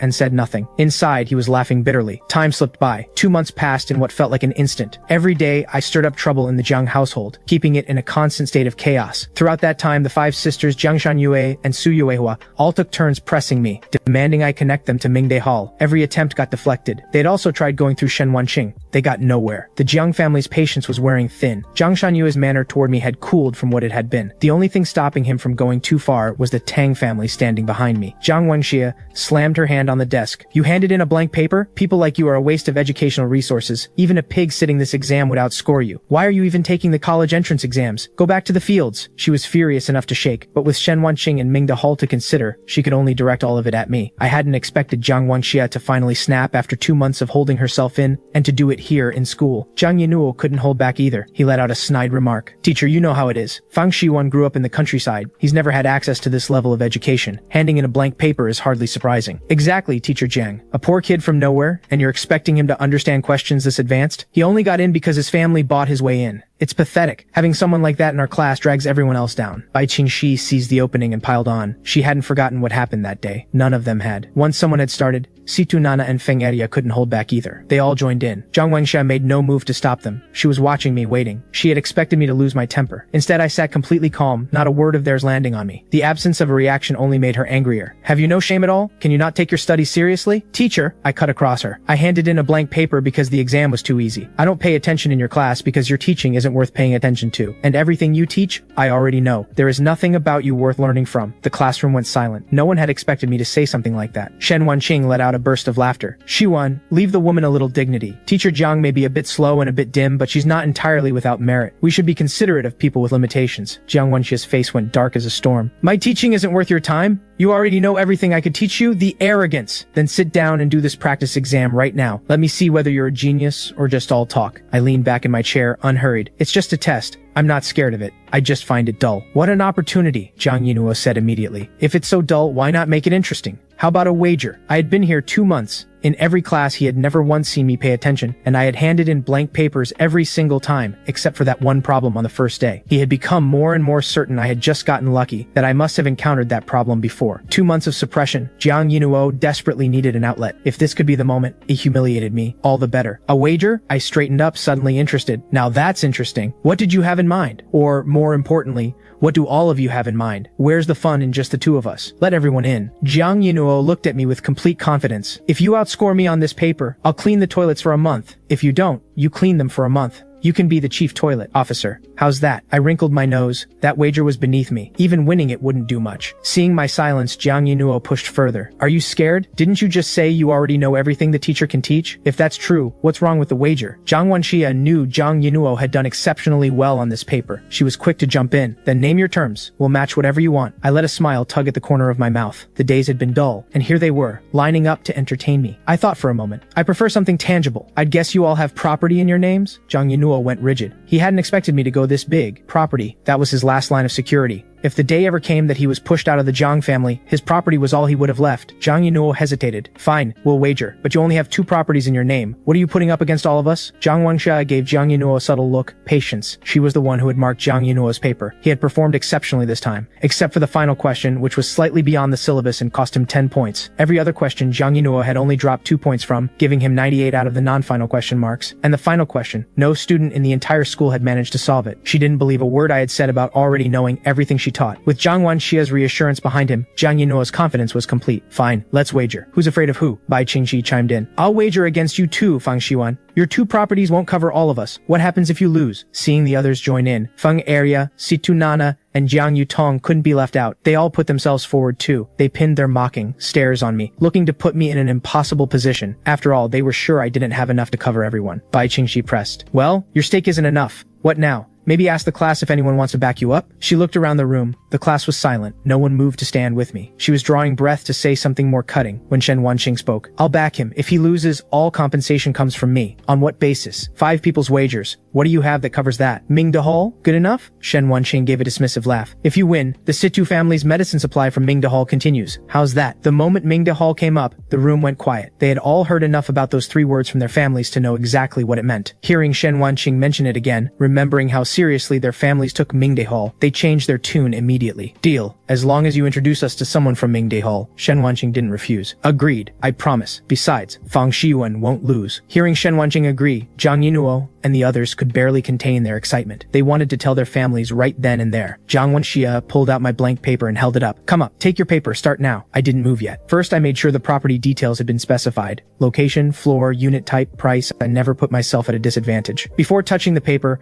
I went through the property details with Zhang Yinuo and the others and worked out a rough valuation. I also wrote down my own property's details, so that when I won, they couldn't try to pay me off with the cheap ones. Then I took the paper from Zhang Wenxia and started working through it. Fast, clean strokes, pen never stopping. The entire classroom watched. I moved at a pace that suggested I wasn't thinking at all. The pen never paused. Jiang Wanxia and the others were completely confident. Not one of them believed I could outscore Jiang Yinuo. They were already calculating. Once they locked in the Mingde Hall connection, they'd tell their families immediately. There would certainly be rewards. Half an hour passed. I finished the final question and dropped the paper in front of Jiang Wanxia. Teacher Jiang, take a good look. Seeing me hand it in so quickly, Jiang Wanxia was inwardly contemptuous at my overconfidence. She stated once more for the record, if anyone loses, the time taken is no excuse to back out. Everyone agreed to this wager and everyone honors it. I raised an eyebrow and said nothing further. The room was quiet. Jiang Wanxia began marking the paper, her expression dripping with disdain at first. Gradually, her expression shifted into something heavier. Every answer was correct. She marked with meticulous care, going back over each question multiple times to make sure she hadn't misread anything. The further she went, the more unsettled she became. Not a single error. How? He had been at this school for 2 months without appearing to study once. Every paper he handed in had been blank. How could he complete this paper without a single mistake? Then she reached the final question. One look, and her pupils contracted sharply. She even raised a hand and rubbed her eyes. The final question had gone beyond the syllabus. Not one student in the school had solved it correctly, and I hadn't just solved it. I had laid out several different approaches. She herself only knew one method. It was incomprehensible. And there was another fact she was even more reluctant to admit. Reading through my approaches, she had learned something herself. Jiang Wanxia couldn't accept it. She couldn't accept losing to me, losing to someone she had looked down on. She flipped back to the first page and went through the entire paper again from the beginning, hunting for anything she might have missed. Any place she could justify taking a point. Watching Jiang Wanxia flip through the paper again and again, Bai Qingxi and the others felt their own anxieties rise. I leaned forward. Teacher Jiang, don't waste everyone's time. How many times have you been through it now? Just tell us the result.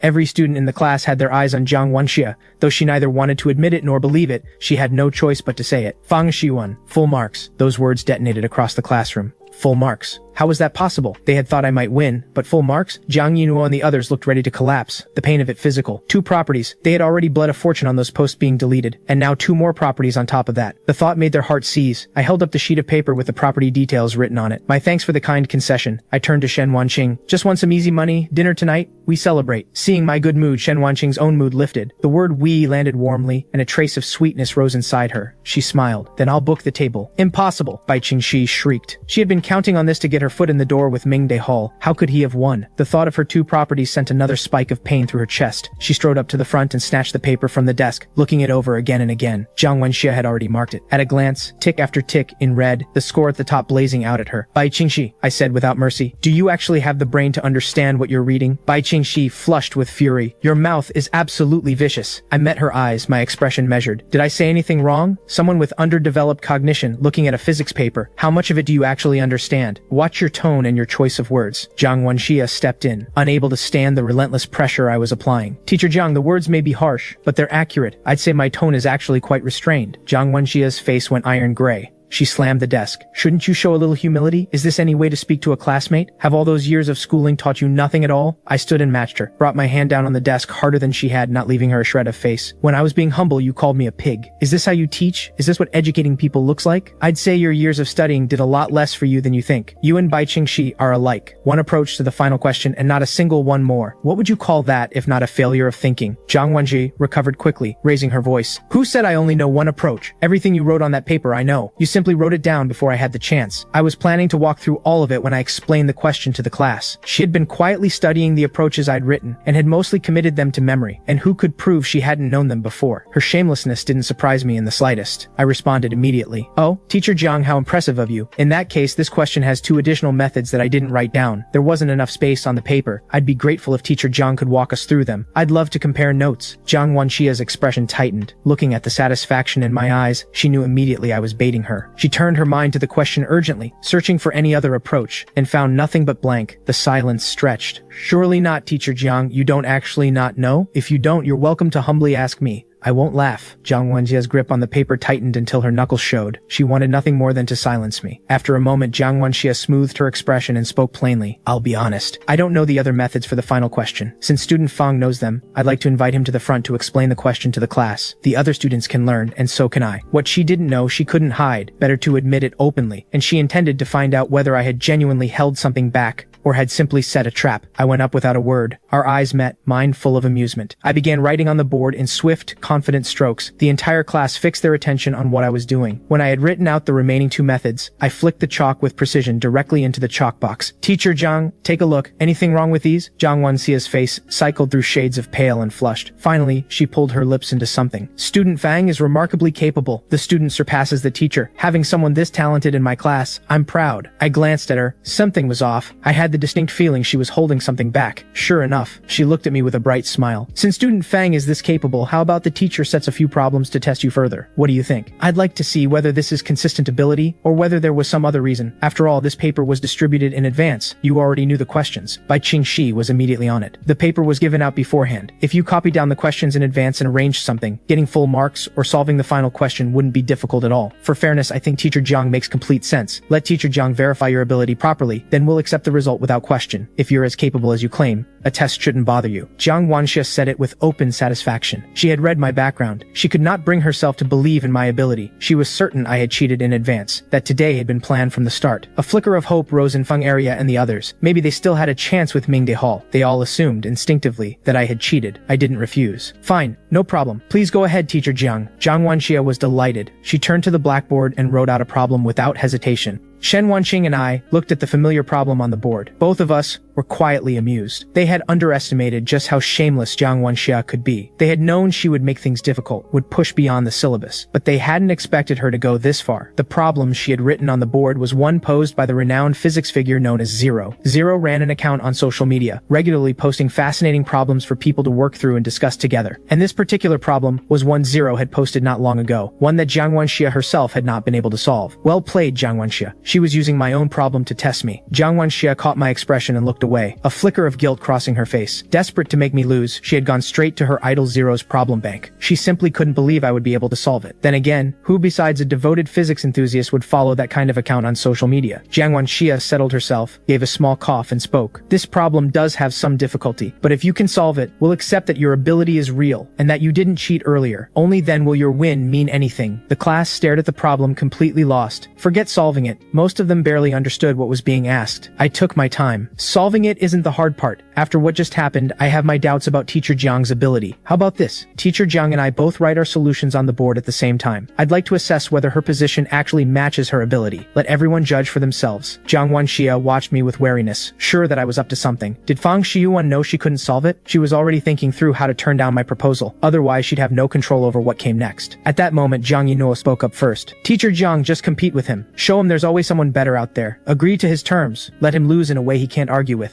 Jiang Yutong followed. "Teacher Jiang, compete with him. We believe in you." Bai Qingxi wasn't going to be left out. They all wanted Jiang Wanxia to go ahead and take me on immediately, to prove I had no real ability, to prove I had cheated in advance. Then they wouldn't have to hand over their properties, and Shen Wanqing would still owe them the Mingde Hall introduction. Jiang Wanxia panicked. Nobody would ever imagine that a teacher had set a problem she couldn't solve herself. She was now trapped. No clean way forward. If she had known it would come to this, she would never have chosen something so advanced, but anything less, and she had feared it wouldn't be hard enough to stop me. Shen Wanqing watched her squirm and found it quietly entertaining. She adopted the same tone I had used earlier. "Teacher Jiang, don't tell me you don't know it yourself. Why else would you be so resistant?" Jiang Wanxia was furious, then thought, fine, let's go. She was certain I wouldn't be able to solve it either. A problem this advanced. She was convinced nobody in this room could understand it. She could write something, anything, make it look appropriately complex, and who would know whether it was right or wrong? She steadied herself and spoke with renewed confidence. "Very well, I agree. We'll both write our solutions on the board at the same time. I'm curious to see whether student Fang will manage to surprise the teacher again, if he can come up with a different approach." Jiang Wanxia and I took our places on opposite sides of the board. The countdown began. Both of us picked up chalk and started. Jiang Wanxia had already planned it out. She would transplant Zero's solution process from a different problem, and nobody would be able to tell. She had memorized that other solution process cold. I was faster. Jiang Wanxia hadn't finished when I set my chalk down first. The students below reacted with surprise at my speed, whispering among themselves. "He finished before Teacher Jiang. Is he actually that good?" Speed means nothing. Anyone can scribble something down fast. The question is whether it's right. Shen Wanqing brought her hand down on the desk. The classroom went instantly silent. Feng Area and the others burned with jealousy. What gave me the right to have Shen Wanqing behind me? Jiang Wanxia almost felt like laughing. This was Zero's problem. Her idol's problem. How could Feng Shiyuan possibly have solved it? And this fast. He didn't even have the sense to pretend. At this moment, Jiang Wanxia almost didn't feel the need to check what I had written. She was certain I had already lost. After a good while, Jiang Wanxia finally set down her chalk. She pushed aside the dividing board between us, ready to see just how badly I had botched it. She had already rehearsed in her head head exactly how she was going to mock me. She looked at my solution. The smile on her face froze for a moment. She read it again, more carefully. Inside, she was in turmoil. Fang Xiwan had actually solved it? How? This was a problem Zero had only recently posted,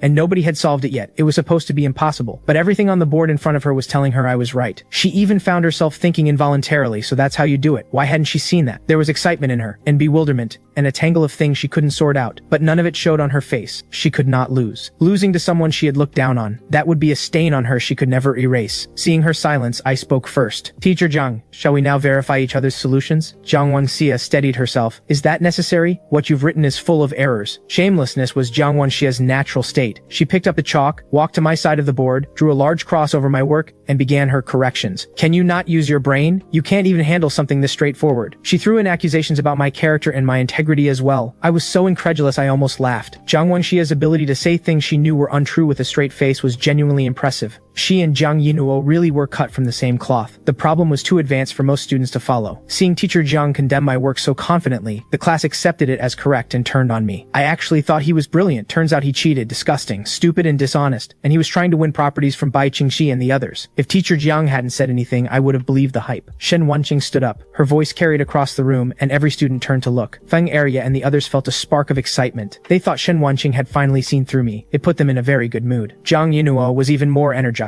Without the Mingde Hall connection, I would have no value to anyone. The Zhang family wouldn't have to be civil to me anymore. Getting me out of the house would suddenly become easy. I said Zhang Wenxia is stupid and vicious. Shen Wanqing gave a cold smile. Shen Wanqing, watch your tone and your language. Zhang Wenxia's voice flared with fury. Did I say anything wrong, teacher Zhang? Shen Wanqing walked toward her unhurriedly. The presence she carried was overwhelming. Zhang Wenxia couldn't form a rebuttal. In the time it took to register, Shen Wanqing was already standing in front of her. Zhang Wenxia stepped back on instinct, unease in her voice. What are you doing? Shen Wanqing gripped her by the arm. Zhang Wenxia winced visibly in pain. Relax, teacher Zhang. I just need to borrow your chalk. She took the chalk from her hand and pushed her to the side, then turned to face the class. When I said Zhang Wenxia was stupid and vicious, I had my reasons. Student Fang's solution is completely correct. It is Zhang Wenxia's solution that is incoherent. Not knowing something is not knowing something. The dignified thing is to admit your limitations. The vicious part is using her authority as a teacher to falsely condemn a student's correct work. Shen Wanqing took the chalk, ran through Zhang Wenxia's solution with pointed commentary, and gave back every insult she had delivered, mirroring her style exactly. Her final summary: no ability, no competence, no integrity, unfit to stand in front of a classroom. With that done, she walked through my solution for the class from start to finish. Zhang Wenxia's legs felt unsteady beneath her. She forced a composed expression. Shen Wanqing, on what basis are you claiming my work is wrong? Zhang Wenxia, you really won't believe it until you see the proof. Shen Wanqing pulled out her phone, connected it to the classroom display, and mirrored her screen onto the board. She opened social media and searched Zero. In that moment, Zhang Wenxia felt genuine alarm. She knew Zero? She moved to step forward and stop her. I blocked her path, my voice cold. What are you doing, teacher Zhang? Shen Wanqing is explaining the solution for everyone. Shen Wanqing quickly located the problem on the account and gave the class some background on who Zero was. Even specialists in the field need significant time to work through Zero's problems, and Zhang Wenxia used one of them to challenge student Fang. The funniest part, she can't solve it herself.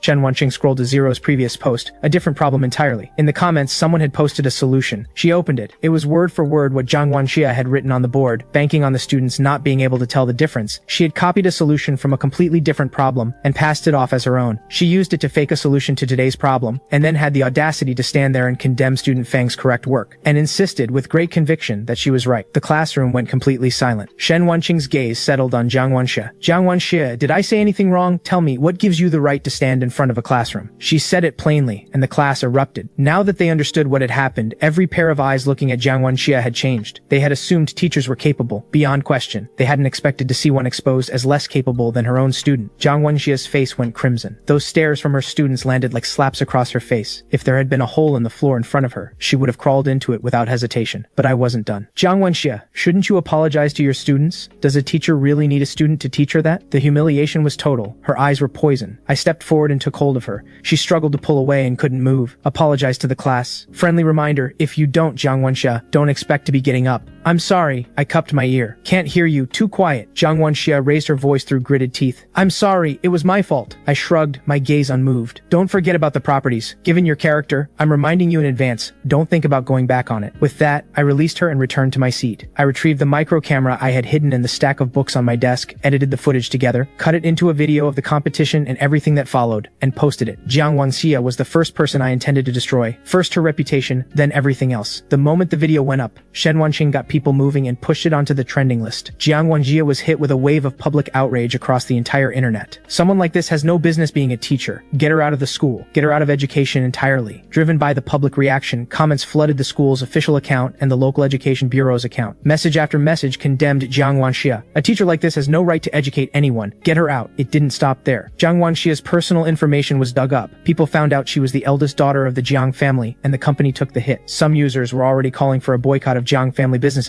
At the same time, my own identity was uncovered further, though only what I had made available on the surface. It emerged that I was Jiang Wanxia's biological brother. The fact that Jiang Wanxia had treated her own brother this way was attributed to him not having grown up with the family. I hadn't tried to hide any of this. Some of it I had deliberately fed to people. As for Shen Wanqing, all the internet could find was her name. Everything else was completely blank. Once my story came out, the criticism of Jiang Wanxia only intensified. Something is seriously wrong with her, going after her own brother like that. With Shen Wanqing actively amplifying the momentum, the Jiang family company took a severe blow. Jiang Wanxia was placed on temporary suspension by the school pending investigation. After school, Shen Wanqing and I went to Mingge Hall together. The Feng family and the Situ family had visited multiple times, seeking to purchase Mingge Hall's medicine and petitioning for the phantom healer to see patients. Each escalation was turned away. They had even gone so far as to have people from the capital send word on their behalf, to no effect. Mingde Hall did not respond to pressure. After dinner, we talked through the next steps, and then Shen Wanqing drove me home. Before I went in, I couldn't help saying something. Wanqing, you don't have to keep coming to school with me. The Jiang family situation will be wrapped up soon. You should go back and deal with your other work. After school every day, Shen Wanqing had a mountain of things to deal with. She was often working until deep into the night. Both Mingde Hall and Shadowblade's affairs had been left in her hands. Shen Wanqing's eyes softened slightly. The corners of her lips curved. Shiwan, are you worried about me overworking? I nodded honestly. Shen Wanqing mattered to me. The position I had reached in this life, having enough to dismantle the Jiang family, had a great deal to do with her. I was genuinely grateful. Shen Wanqing raised a hand and tucked a strand of hair behind her ear. Her voice was as gentle as it always was. Fang Shiwan, I want to be beside you. We grew up together, and I don't want to miss a single thing that happens to you. Not a moment of it. Faced with this sudden expression of feeling from Shen Wanqing, I didn't know how to respond. We had grown up side by side. The understanding between us ran deep, and Shen Wanqing knew me well enough to know what I was thinking. I reached out and ruffled her hair. Alright, stop overthinking. There's a long road ahead. We have plenty of time. Only after Shen Wanqing left did I go inside. As expected, the entire Jiang family was sitting in the living room waiting for me. Every face in the room looked terrible. Understandably so. What had happened to Jiang Wanxia hadn't stopped at her. It had dragged the company down with it, and the other four sisters' records had been dug up in the fallout. Each of them was receiving criticism of varying degrees. The Jiang family was, at this moment, taking fire from the entire internet. I had switched my phone off since the afternoon. The Jiang family hadn't been able to reach me. They must have been frantic. Su Yuewa was the first to speak the moment I walked in. So you do know where home is? Phone off. Where have you been? Out running wild? I glanced at her. She took a step back, but then remembering that the whole family shared her grievances right now, she found her nerve again. She lifted her chin slightly. Did I say anything wrong? Don't you know to come home after school? Not answering your phone. What kind of behavior is that? I cracked my knuckles and walked toward her. So what are you going to do about it? Want to fight? Suyuewa went pale. What had she done to deserve this? Someone who came at people at the slightest excuse. I looked around at the Jiang family. The anger on their faces was still there, but not one of them dared say another word. I gave a short laugh. If nobody has anything to say, I'll go up to my room. Fang Shiwan! Zhang Shanyue stopped me. Have you seen what's happening online? I nodded. Seeing that I wasn't going to say more, Zhang Shanyue pressed on. This all started because of you. The damage to the company is significant. You need to help the company and your eldest sister get through this. Zhang Shanyue was genuinely furious. He was simply forcing it down, held in check by other considerations. What does any of this have to do with me? Wasn't it your beloved son Jiang Yinuo and your beloved daughter Jiang Wanxia who started all of this? They picked the fight. I only responded, oh, and Jiang Yinuo, don't forget about the two properties. I expect you to transfer them, Zhang Shanyu said tiredly. Right now, you're the only one who can fix this. If there were another option, we wouldn't be having this conversation. I was well acquainted with the Jiang family's capacity for shamelessness and how completely unembarrassed they were about it. Is this how you ask for help? I said lightly. Jiang Yutong couldn't stay quiet. Fang Shiwan, you're part of this family. It's only right that you do your part. Do you have any idea how much damage was done to the company today? You don't want to see the Jiang company suffer, do you? We're all family. Contributing to the household is only natural, and this situation does involve you, Jiang Yinuo chimed in. The others followed. Shiwan, what Wanxia did today was wrong. We hope you can be the bigger person and help the family through this. As much as she was seething inside, Jiang Wanxia had to swallow her pride too. Shiwan, we're family. The company's losses are the family's losses. Sia knows what you're capable of. If you step in, we won't just recover from this. We'll come out stronger than before. Hearing this, I understood perfectly. There was no need to guess. They wanted Mingdahal to intervene. With Mingdahal's support, even a crisis this size could be navigated. I found myself newly impressed by the Jiang family. The thickness of their skin was something to behold. I let out a laugh, sharp and scornful. The company is beyond my ability to help, but the properties, Jiang Yinuo, you'd better hand those over. Otherwise, every time I see you, I'll hit you. Hearing my refusal,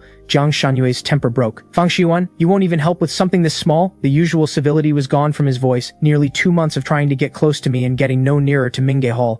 His patience had been ground down to nothing. Forget the company's crisis for a moment. Let me ask, do you have any idea what Mingdahal is? Do you think it's a place you can just reach up and grab onto? Do you honestly think you're worthy of that? Jiang Shanyu's fists clenched. Those words cut deep. He had never dared imagine it before. And yet here was a nobody from the countryside connected to Mingdahal. Why couldn't the Jiang family have the same? The words reached his throat, and he swallowed them. He pushed down the resentment, and his tone shifted back to its familiar measured weight. Shiyuan, I understand that Mingdahal isn't easy to approach, but this involves our company. If you can't make the introduction, I hope you'll at least cooperate in helping us through this crisis. You're part of this family too. I didn't push back. Mainly I wanted to see just how far the Jiang family's shamelessness would stretch, and giving them a little hope before pulling it away, that had its uses too. Seeing no rebuttal, Jiang Shanyu ventured further. Shiyuan, if you could go online and clarify that today was staged, and then appear alongside your eldest sister to reassure the public that the relationship between you two is actually fine. I didn't answer him. My gaze moved to Jiang Wanxia. Jiang Wanxia, is this what you want? Is there any real need for the two of us to perform sibling warmth? This is revolting. Jiang Wanxia's face flushed. If she had any choice, she wouldn't want to perform anything with me, but there was no better option. She opened her mouth. I got there first. I won't cooperate with any of this. What happened is what happened. If anyone is to blame, blame the Jiang family's upbringing for producing someone like her. How this gets resolved is your problem, not mine. My intention to destroy Jiang Wanxia was set in stone. My repeated refusals had pushed Jiang Shanyu's anger past its limit. He slammed the table in fury and stood, ready to say something sharp. I spoke again. We can cut ties. Anything else is off the table. That one sentence stopped everything Jiang Shanyu had been about to say. Cut ties, but the Tang family of the capital stood behind me. How could he give that up? He was trapped. He could neither manage a functional relationship with me nor let go of the Tang family connection. Seeing my refusal to budge, Jiang Yinuo was privately delighted. He moved quickly to make himself look good, his expression one of deep anguish. We're family, in the end. This would be nothing to you. So why won't you help? Do you understand that today's events haven't just hurt the company? It could ruin Wanxia's entire... Jiang Wanxia felt a little warmth return to her chest. Yinuo, he was the one who actually felt like her brother. Jiang Yinuo read the room, crossed to me in a few steps and implored, what would it take for you to help Wanxia, to help this family? Whatever you want, I'll kneel and beg you for it. And he dropped to his knees with a thud, so quickly that the rest of the Jiang family hadn't even registered what was happening. Seeing Jiang Yinuo humble himself this far for the family, the others felt a pang of guilt. Since I had come back, they had all known how much he had been through. They hadn't expected him to go this far for their sake. I had to hand it to him. Jiang Yinuo could throw himself into the deep end when he needed to. I was almost impressed. With this one kneel, if I agreed to help, the Jiang family would credit Jiang Yinuo for persuading me. And if I refused, the contrast with his selflessness would send his standing in the family soaring regardless, as if I would let him have that. I reached out and gripped him by the jaw. Helping isn't out of the question, but I have a condition. Jiang Yinuo looked up at me earnestly. Whatever the condition, if you're willing to help, I agree to it. I want you to leave the Jiang family. Leave City A, never come back. Jiang Yinuo had not seen that coming. His expression froze solid. If the family hadn't been watching, he would have lost all composure right there. I gave him no time to think. What? You won't? Didn't you just say you'd do anything for this family? If you won't help, then don't help. But how dare you pressure Yinuo like this? Jiang Wanxia's voice rose to a shout. I always knew you had it out for Yinuo. How shameless can you be, making a demand like that? Jiang Yinuo said nothing. The tears came in a steady stream. Jiang Wanxia's heart ached at the sight. She went over and helped him up. Fang Xiuan, as long as I'm here, don't even think about laying a finger on Yinuo. Su Yuehua glared at me. Fang Xiuan, you've gone too far. That demand is completely unreasonable. Jiang Yutong was worried her father might actually agree. She spoke up. Dad, you absolutely cannot listen to him. He's the one who caused all of this. Helping the family through a crisis he created, that's the least he owes us. Jiang Shanyue had no intention of agreeing. The potential benefits behind me were tempting, but they were all uncertain. The situation between Jiang Yinuo and Bai Qingxi, on the other hand, was solid. They were in a relationship, childhood sweethearts, feelings established and stable. He could not give up the tie to the Bai family for something uncertain. Besides, these past 2 months had shown him that I was impossible to control, a genuine waste. I stood. I was going to help. Since you've decided otherwise, forget it. I turned and headed for the stairs. 2 steps up, I stopped, turned back, and smiled pleasantly. By the way,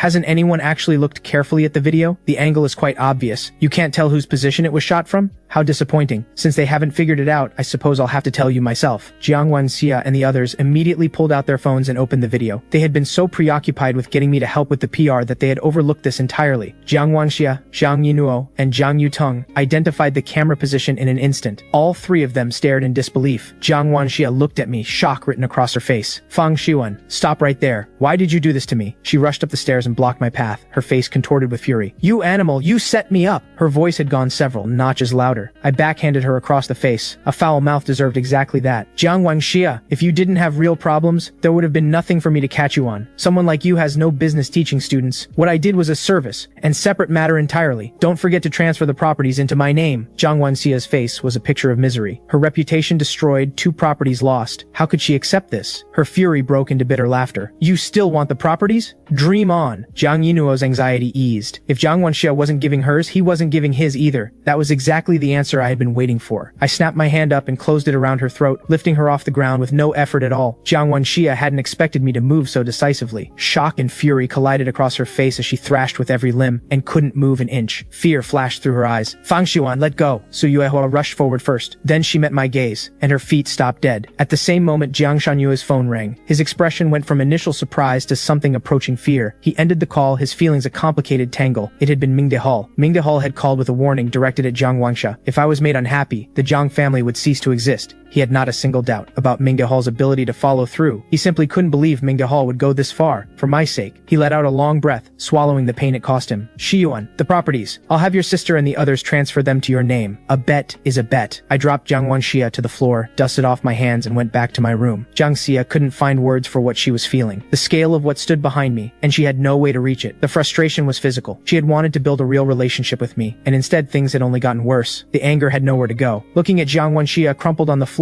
only made it worse. She strode over and kicked her. She could have strangled Jiang Wenxia with her bare hands. She had told them, again and again, not to antagonize me, and these fools had refused to listen. The situation had deteriorated even further, and now the company was caught in it too. How was she supposed to not be furious? Nobody else in the Jiang family dared say a word. At the same time, the Situ family, the Feng family, and the Bai family all received calls from Ming Dehal. Each call was a warning. Transfer the properties to Fang Xiwan without delay. Those who had been considering backing out found they no longer had any other thoughts on the matter. Shen Wanqing told me all of it. She never held things back. This was exactly the kind of moment she used to her advantage. In truth, I had other ways to get the properties even without her involvement. Still, I was genuinely pleased. After we finished talking, I opened social media to check where things stood. Every comment was directed at the Jiang family. After a moment's thought, I logged into the Zero account. The latest problem had been answered publicly thanks to the school video, so I thought I'd post a new one for people to work on. I checked the inbox out of habit. Among the messages pointing me toward the school video, I immediately spotted one from Jiang Wenxia. She was asking Zero to provide a problem, a very difficult one. She said she wanted to host an academic discussion event and needed a question for people to work through. I thought about it for all of a second and knew exactly what she was doing. She wanted to reclaim a win, and since she couldn't do it on her own ability, she was going to borrow Zero's name. What she couldn't have imagined in her wildest dreams was that Zero was me. Now this was interesting. I was only too happy to oblige. I wrote out a problem on the spot, along with a solution, but I had tampered with it. The problem, as I had written it, was fundamentally flawed. I changed something small and subtle enough that Jiang Wenxia's ability would never catch it. Whatever play she was planning to make against me, it would only destroy what remained of her reputation. She would never have the chance to recover. When the reply appeared on her screen, Jiang Wenxia was overwhelmed. She had been at the end of her rope. Reaching out to Zero had been a last-ditch attempt, half expecting nothing. And then, Zero had not only responded, but sent the solution along with the problem. She was on her feet immediately, ready to come to me right now and throw down the challenge. Not just to make me fix the company crisis, but to use this moment to push me into the mud and show me that the world was bigger than I thought. I hadn't expected Jiang Wenxia to be this impatient. I had assumed she would at least spend some time studying the problem before coming to find me. I leaned against the door frame and looked her over. My gaze unsettled her. She got straight to it. Fang Xiwan, I want one more wager. Do you dare? Her voice was low, but the confidence behind it was unmistakable. I was almost looking forward to it. Her face, when she found out tomorrow that she had gone to me, her enemy, for help. I didn't respond immediately. Jiang Wenxia read it as hesitation and gave a cold smile. What?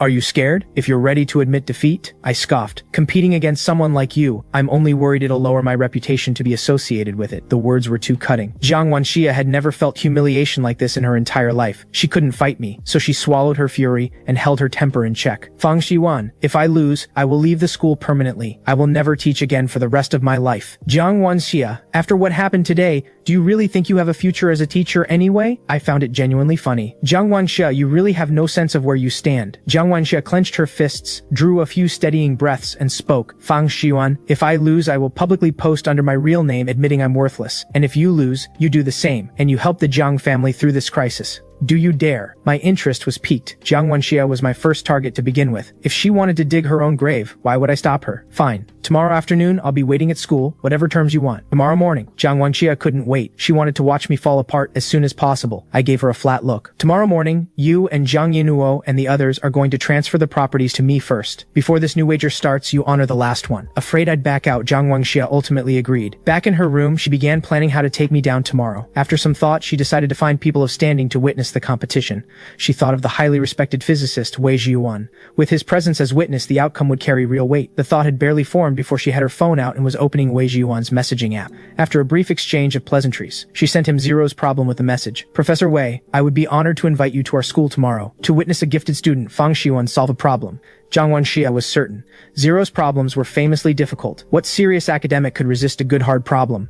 And with the gifted student framing, surely Professor Wei would want to come and see for himself. Sure enough, the reply came almost instantly. He agreed. He would come by tomorrow afternoon. Jiang Wenxia was delighted. Tomorrow she would finally grind me into the dirt. At the same moment, Wei Zhiyuan screenshotted his entire exchange with Jiang Wenxia and sent it straight to me with a humble message. Zero, I get to see you again tomorrow. I pressed my fingers to my temples. I closed the app without replying. How had Jiang Wenxia found Wei Zhiyuan? Absolutely infuriating. Every time they crossed paths, there was no avoiding his endless questions. I genuinely regretted it. Why had I ever mentored Wei Zhiyuan? The messages kept coming. I gave up and picked up the phone. My reply, tomorrow, keep yourself in check. If you expose my identity early, I'll cut you off completely. His response came immediately. Understood, Zero. The next morning, I came downstairs to find the entire Jiang family sitting there with long faces. I couldn't help humming a little tune. I sat down and said with complete sincerity, what a wonderful day. This person never stopped being insufferable. Jiang Wenxia wanted to flip the table and leave, but the warning from Mingde Hall held her back. She endured and endured again. I didn't let up for a moment all morning, asking about the company situation, asking about the property transfers. Every word was aimed straight for the throat. The expressions on the Jiang family's faces were those of people in genuine pain, all of them desperately wanting to shut me up. When I had eaten my fill, I pulled a napkin from the holder and dabbed at the corner of my mouth. Then I tossed it at Jiang Wenxia's face. See you this afternoon, little chicken. Don't back out at the last minute. Jiang Wenxia's face went iron gray. She wanted to hurl her bowl at me, but the thought of the afternoon lifted her mood considerably. She was planning to livestream the whole thing. Let the internet watch what their so-called gifted student really looked like when he failed. The morning passed quickly. Zhang Yinuo and the others were unusually well behaved. Not one of them started anything. A message came from the lawyers confirming that all the transfers had been completed. I made a point of going to each of them and expressing my thanks, which, of course, was its own form of torture. Jiang Yinuo and the others didn't dare show anger. They forced smiles through their pain and said, don't mention it. Regarding the upcoming competition with Jiang Wenxia, through Shen Wenqing's arrangements, the principal had notified. The entire school that afternoon classes would be suspended, so everyone could witness the competition and learn from Professor Wei. The anticipation was building. The afternoon came quickly. Seeing the scale of everything assembled, Jiang Wenxia felt a brief moment of doubt. Then she remembered. The problem had come from Zero. Her confidence flooded back. The principal announced the rules. Teacher Jiang Wenxia would provide the problem. Student Fang Xiuan would solve it. The competition began. Jiang Wenxia wrote out the problem she had committed to memory the night before with complete confidence, then stepped aside and gestured for me to begin. I didn't move. I stayed in my seat. Jiang Wenxia couldn't hold back. Student Fang Xiuan, the problem is on the board. Please come up and start solving. I ignored her and asked instead, Teacher Jiang, did you write this problem yourself? Jiang Wenxia's heart jumped. Had I noticed something? She had intended to claim the problem as her own, but looking at the size of the audience assembled, if she said it was hers and it later came out otherwise, the consequences could be serious. She thought it through and changed course. I came across this problem elsewhere. It isn't one I wrote myself. I looked at her with measured significance. Since you didn't write it yourself, why don't we do what we did yesterday? Both solve it at the same time. How does that sound? Fine. Jiang Wenxia was unhurried. She had memorized the solution.